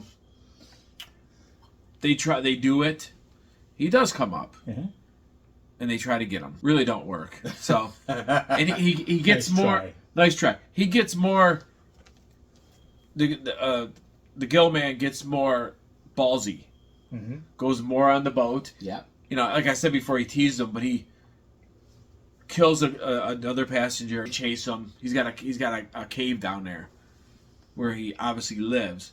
So he acts, and so what happens? They want to get out. They want to get out. So they start going for the opening to the lagoon, and he puts like a tree he knocks over or something. Yeah. To where it got caught underneath the boat. They wanted to go through it, so they ain't going nowhere. And as they're looking, he comes up from the other side, climbs on the boat, doing his with his mouth. He's always going breathing. That's when he gets her. Right. Then he grab her and he throws her in the water. They ain't going nowhere yet. Yeah. So brings her down. And there's multiple fights on the boat, I should say, between some of the, like her boyfriend and the guy who he wants to discover. He wants the big thing. They fight this and that. So he takes her underwater, brings her in her cave, and of course they go after her. And that's pretty much that. That's towards the ending. So I'm gonna end it right there. But I freaking love this movie. When did you first watch Creature from the Black Lagoon? Oh God, many years ago. I mean, was that one of the first creature movies you ever saw? I don't think so, but it was a while. Okay, ago. yeah, because when we were young and 13, 14, 15, we watched horror movies. Me and my brother. Like I said before 100 times, we had VHS type blank ones that we filled up with movies we recorded off of HBO and stuff. Like we had Night of the Creeps, Aliens, Weird Science, Jesus Christmas, ton of shit. Yeah, ton of shit. So my dad used to watch even Channel 3 and 5 used to have Sunday morning shows. They had a program on 5 many years ago called Yvonne. Do you remember that? It was on Channel 5 years ago. It was a movie spelled backwards. It was they hosted horror movies. Oh no. They would play Dracula movie all the time with Christopher Lee. And I'm trying to remember when I actually watched this. This was years ago. Because it really seems like it left an impression on you. Oh, I've always loved Creature from the Black Lagoon. Like I said, I like Creature. Wolfman's next. I got Dracula. I got Frankenstein. I've seen them years ago. Yeah. Years ago, but I don't remember them a lot. I know what they're about. When Van says some stuff about them, I do remember some of it. I just haven't got a chance to get there. I did buy them. I know about like Bride of Frankenstein and see Invisible Man. I saw parts of that stuff growing up because that used to be on 3, 5, and 9 many years ago when growing up. Sure. You know what I'm saying? Monster Yvonne was a thing that we watched on Sunday afternoons. They played horror movies like on the screen and go Yvonne like a weird like going like this, but it was actually movie back to Yvonne. That's how they did it. Oh, there was there used to be a lot of stuff on 3, 5, and 9 years ago. Damn, all the good stuff. So that's my second one. Love this movie. Creature from the I don't know where I got this. Lagoon. That's awesome, actually. That's pretty. I got this man. like in the last 3 years. That's great. Yeah, and I do want to watch. I know the picture quality is not the best, but I just want to see it the way it's like intended to be. Yeah, you know what I'm saying. VHS. I have the DVD where it has Creature Walks Among Us, which I haven't seen that in a long time. So there's a lot of collectors out there that would love that. I know, that's what I'm saying, make it especially sealed. What the hell? I got it. They're not gonna get it. And you know what? I got to admit that when you think of like the Universal monsters, Yeah. I don't know if I would find many people that would say that the Creature is their favorite, but he's such a great character. Well, you got Dracula and Frankenstein. Yeah, I mean, most people, you know, they're okay. I think like Dracula and Frankenstein are like the more mainstream out of all of them. You know, you got Creature who is there, but he's kind of like, you know, back. Sure. But I don't always find the mainstream in even with music, even with monsters or anything, the best. Sure. I mean, Jason, Michael, Freddy are the household names. When you say Jason, anyways, Michael or Freddy, it doesn't. You hear the name Jason anywhere. Sure. It'll be someone's name. Who comes up? Who do you think first? I know. I think of Voorhees. Yeah. Someone says Freddy Krueger. You know, they're household names. Dracula, tons of movies. Sure. Frankenstein, just the name Frankenstein. Creature from the Black Lagoon, he's probably me. He's number one. My second, Creature from the Black Lagoon. Damn, you are invested in the Creature. I, and that's only I would love the thing. Funko Pop, but it's too much money. Glow in the dark. They have a big pack like this. This pack is all the monsters in a Funko Pop form. All of them. Frankenstein. They're all black and white pops. Have you ever seen the Creature Funko Pop separately, though? Yes. You have? They have a glow-in-the-dark one. Universal Monsters. They have the Wolfman. They have Dracula. They have Frankenstein where he's holding the flower. Yeah. That was a Walgreens exclusive. That I went all over to look for. I think I have Dracula, but the Frankenstein, I was looking around for a long time, and it was very hard to get. You'd have to go to Walgreens to get it. So if anybody hears this and has a spare, give it to this man, okay? This man deserves it, okay? It's expensive. Okay. It's expensive. Oh, yeah. Jesus, the Wolfman man. is expensive. Oh my which looks God. really cool. That's cool. I'm gonna admit, I can't top that motherfucker. I can't top the Creature. I'm gonna try, but I won't be able to.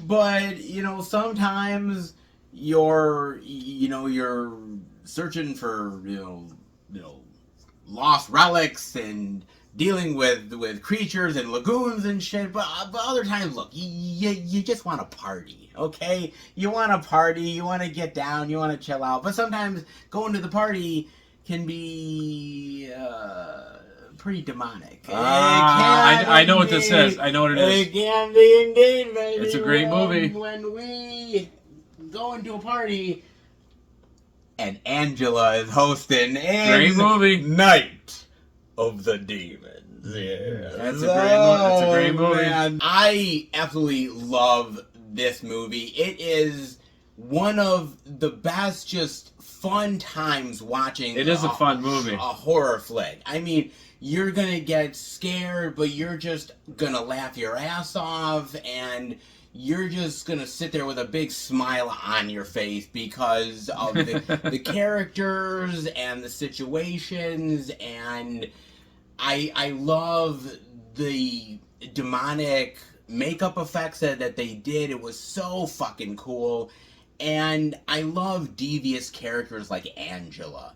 Man, Angela has become, you know, when you think of horror icons, you're not really putting her on the same level as the Mount Rushmores. You're not putting her there, but dare I say, like, she's become a brand unto herself. and with the multiple sequels and everything, I think she definitely I get him. did end up paving the way to at least becoming noticeable as a horror icon. That's for damn sure.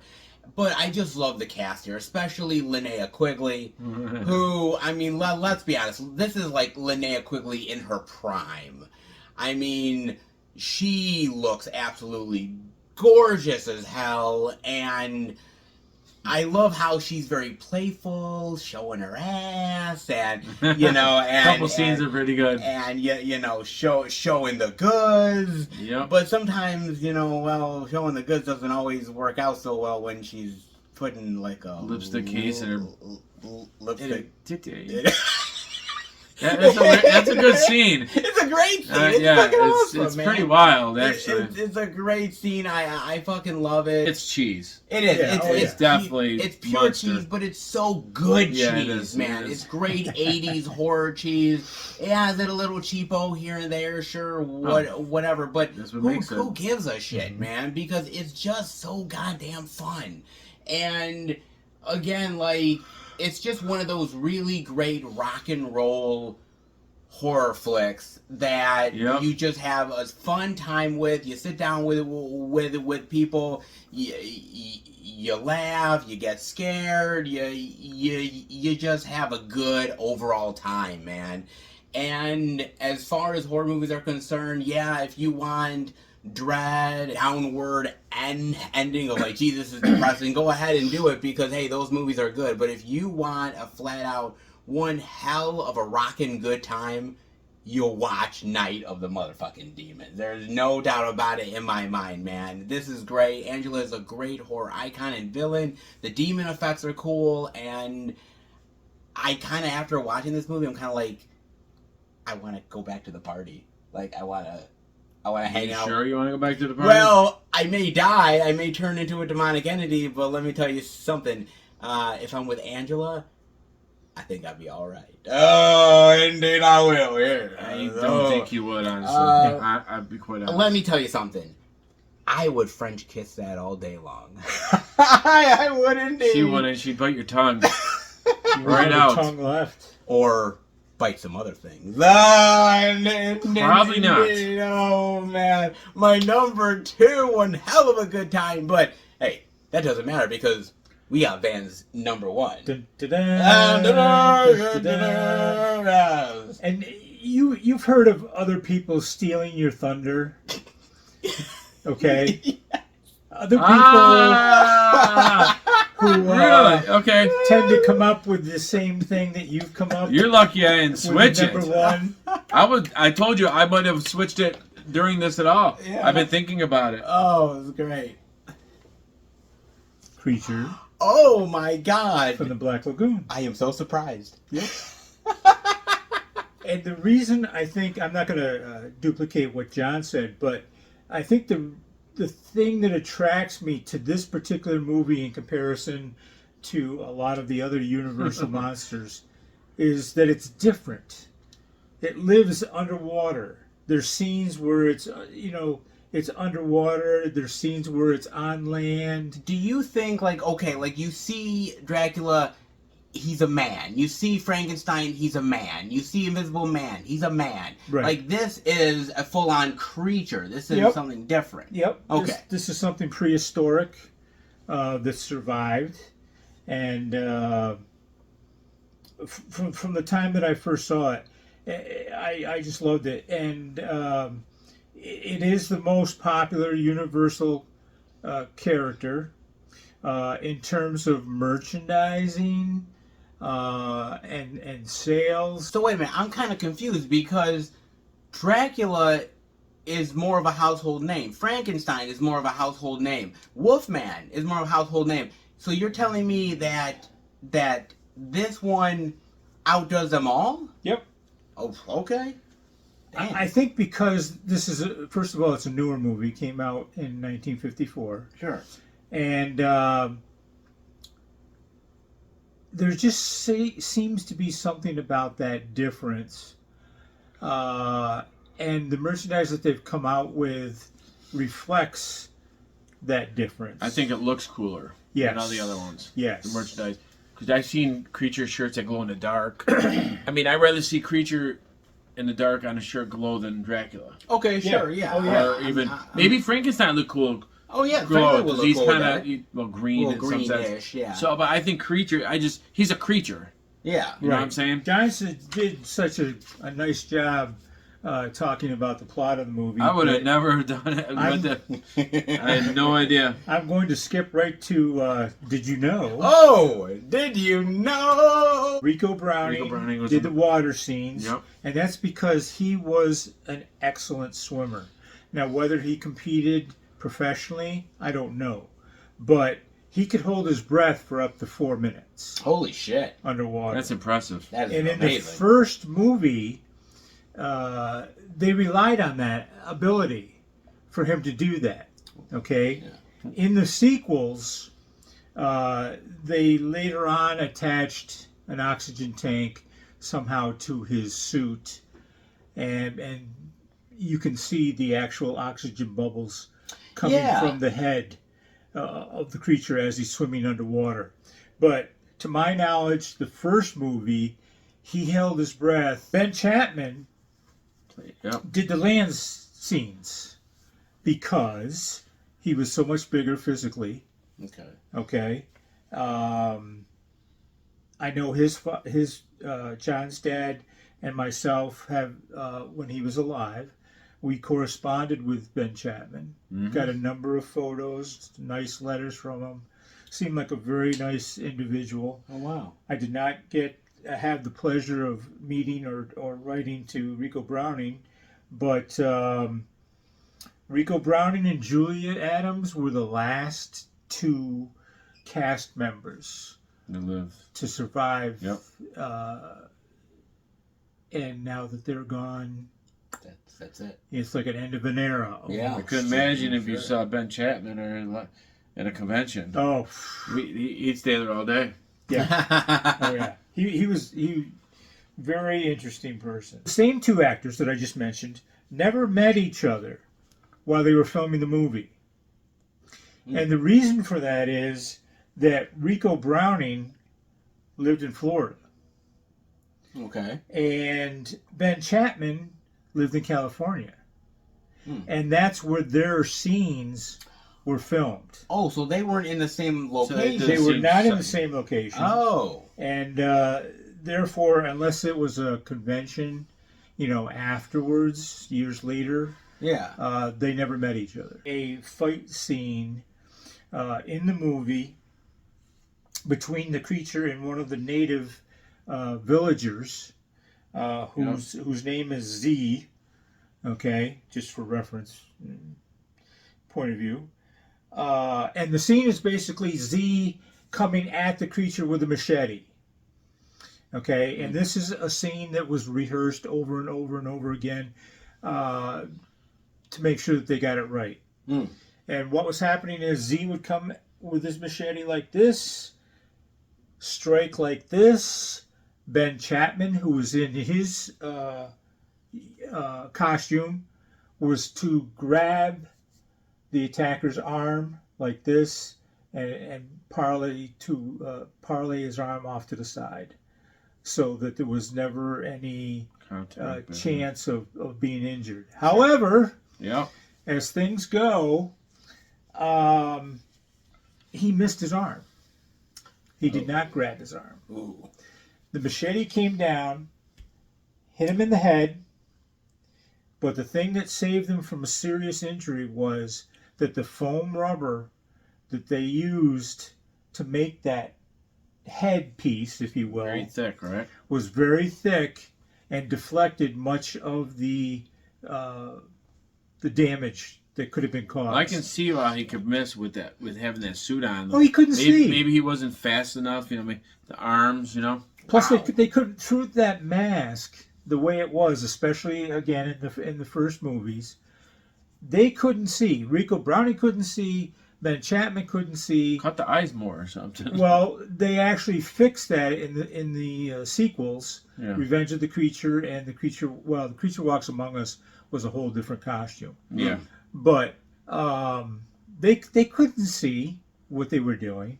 So I was never aware of that story, and I just thought it was kind of fascinating. That's crazy. So that is my number one. Your number one. I hope you enjoyed my choices. I hope you take the opportunity to try some of them. Which was John's number two. Yeah. Well, John's liked it. The way it works, kids. The way it works. You snooze, you lose. Oh man, that's great. Van always has solid picks, and this time around is no different. Absolutely amazing. Always schools us, and we're better off for it. There's no doubt about it. John, what are you gonna school us with? Number one. Number one. One by one. Alrighty. What do you got? What's in the bag? This is The Lost Boys. Oh. Yes. Good See, movie. you see how I mean, it was crazy. Like, I was gonna decide Which one would you pick? Yeah, I mean, there's two different kind of movies. I mean, I love this just as much. Yeah, I flip a coin, whatever comes up, but this is The Lost Boys. Cry, little sister. I never noticed that, but He's singing again.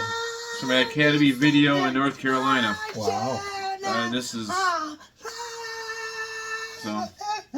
Oh my god! Wow. I couldn't help myself. Okay? This That's obvious. this took place in a little town in California. I want to say Santa Clara. Yes. Santa Clara.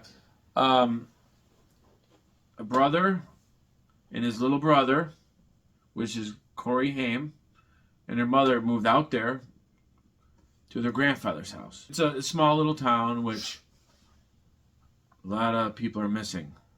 A lot of people are missing. So they went to see, I want to say they went to, they started out, I would say they went to like a little, like a music type thing on the beach. Mr. Patrick, they're all, everybody's dancing the music and stuff, and he catches the eye, well, actually, he's staring at Jamie Gertz. Jamie Gertz, this girl. Hell, I stare at her. Yeah, she's pretty cute. So he tries to, Get her attention. get her with her. So, kind of resistant. But what happens is that she hangs out with Kiefer Sutherland and like a little clan. You could tell that, like, Something was wrong. yeah. Something is wrong. People were missing. There's missing signs all over the place. So they hang out. So the little brother, which is Corey Haim, he's exploring around this and that, and goes into a comic book shop on the pier, and there's two weird kids that are running it. Which one is Corey Feldman? Was his name Frog in it? Yeah, they were the Frog brothers. The Frog brothers. They're looking at him like, "Who are you? You don't know anything." Because he's kind of dressed not like them. Yeah, he's kind of a big city director. So they try to show Corey Haim up. Yeah. By saying, "Why are you reading that book?" or this and that. And Corey Haim feeds him little information about comic books. Yeah. So, and then they turn around and start to feed him about, "You should read this book," which is actually about vampires. Yeah. They were trying to give him clues on what's going on in Santa Clara. Yeah. So Jason Patrick, the older brother, is trying to get smitten with her. Bunch of like guys, with the mullet hairs hanging out. So they grow liking to each other. They kind of respect. So they go back to their little hut, their cave they have. Yeah, that's what a cool cave. So he wants to be part of them. So he had to drink a little wine, I guess, which wasn't wine. It was actually blood. Would he have took it if it was blood? I don't know. I mean, I try it nice and below, and if it starts tasting nasty, then Tastes like iron blood. then I'm getting my fucking refund. So But basically, anyway, Jamie Gertz is like, "Don't let him drink it. Don't let him drink Yeah. it." So he drinks it, and obviously he has to make a kill now. If he don't, he's gonna die. So he's refraining from doing it. He sees his little brother. He wants to go after him. So it starts to get all messed up. He's flying through windows or floating and stuff. Everything leads back to the grandfather's house, to where they know he doesn't want to do it, and they're all going to attack. So I don't know if I want to go any farther than that, but I'll stay right there, if that's okay. Mm-hmm. Okay, I hope you got the gist of it, because I just love it. It just, man, creature of this. I don't, you know what I mean? It's like, it took, I don't know, I just felt that this was, it's not that creature was better. It's just, I say equally. So. One thing in Santa Clara I never could stomach. We're all the vampires.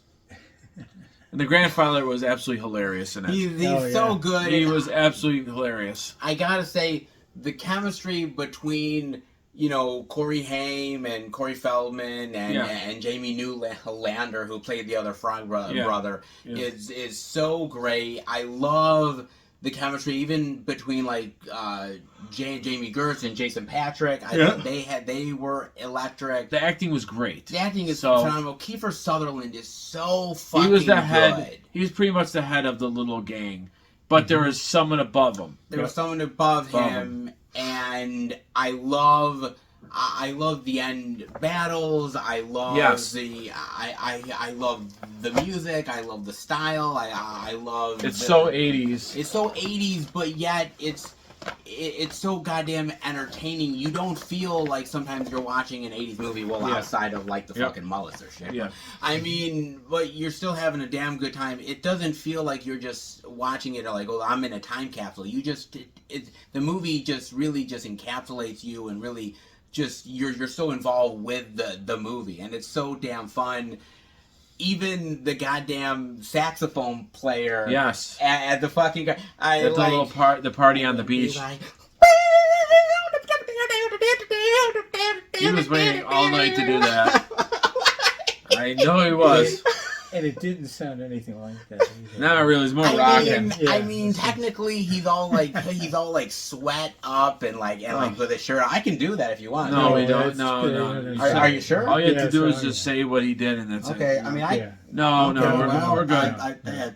I thought we're totally good. Okay, with that. cool. Well, if you want to do that when we leave, we're all good. Okay. Right? Awesome. But look, I'll break out the baby oil, but I mean that's too much. Yeah, if you want too much.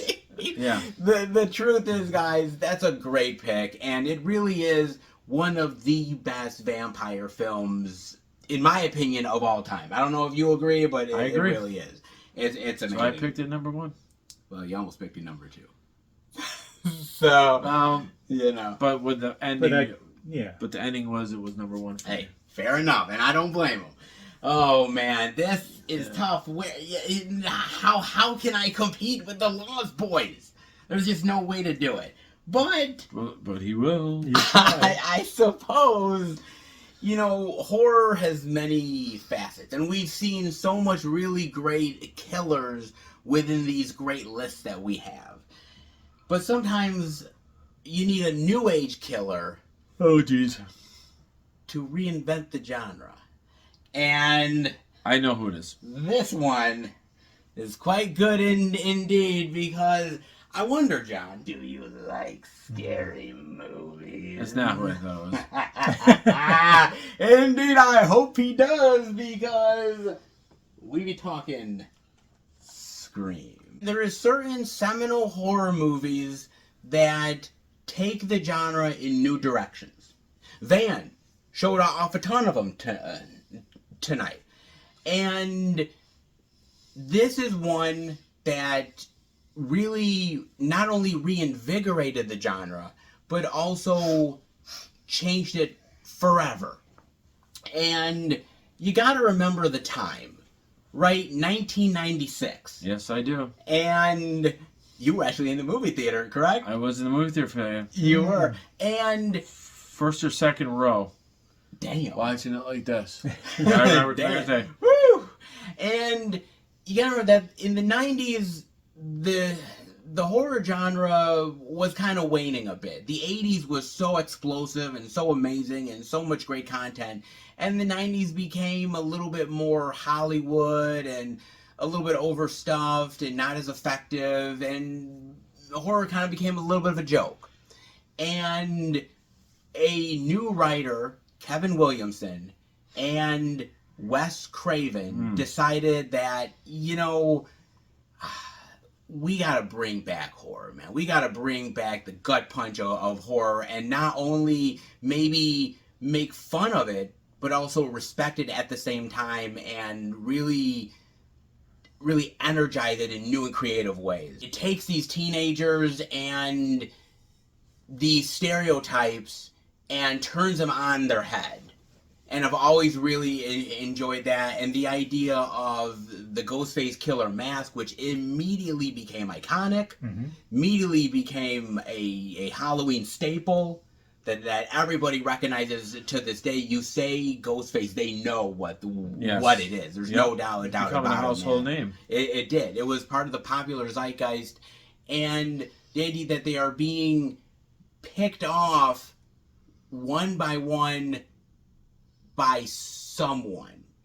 And why? And what the reasoning is behind it, and can they survive, and can they catch the killers before they themselves get killed in the process. And this not only was such a great horror movie, but it launched so many major careers. I mean, Neve Campbell, David Arquette, Courtney Cox, even though she had already had friends at that point, this really shot her into movie stardom. Jamie Kennedy. Yep. And a whole bunch of other people, Ski Ulrich, Matthew Lillard, you could go on and on and on, man.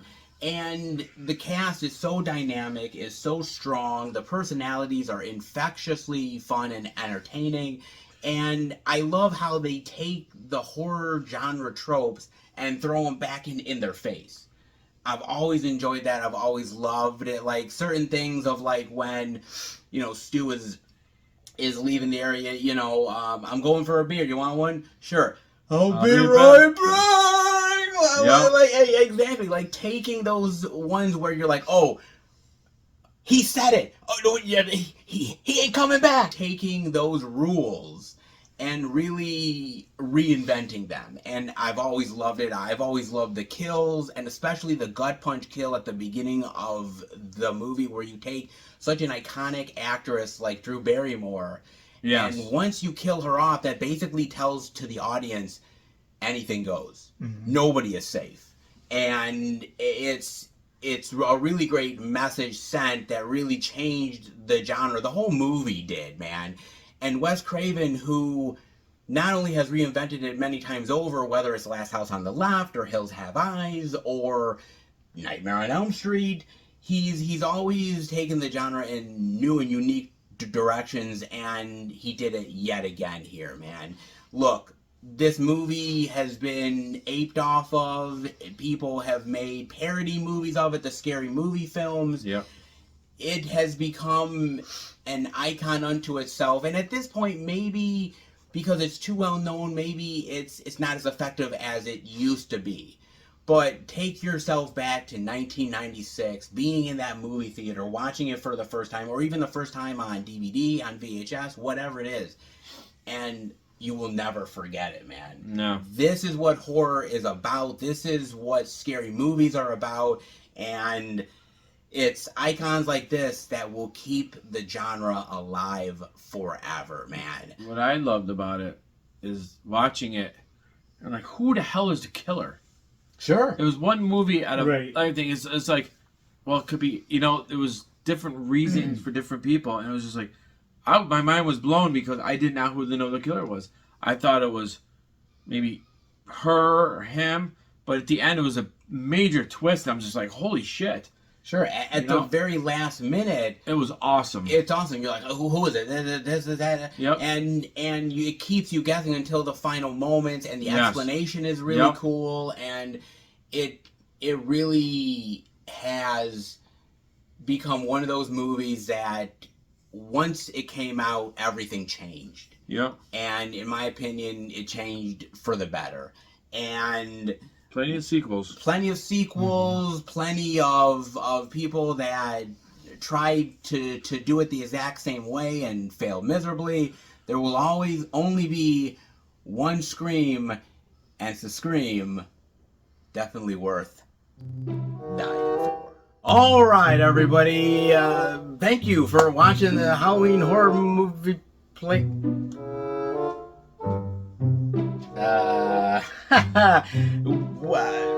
Where did John go? See, John? Don't worry about it. Yeah, but usually he's like right here with us to finish it all up. Shouldn't he be here? It's all good. Okay, but like, what's up with the raincoat and why is there a body bag on the floor?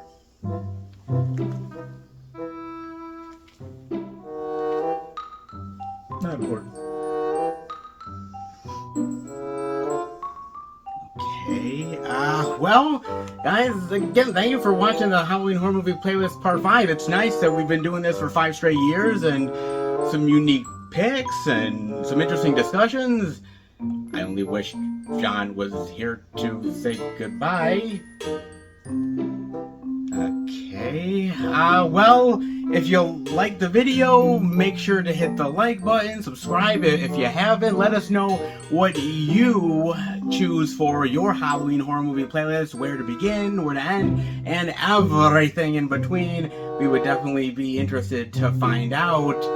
I'm sure John would be as well if he was here, right? No? Okay.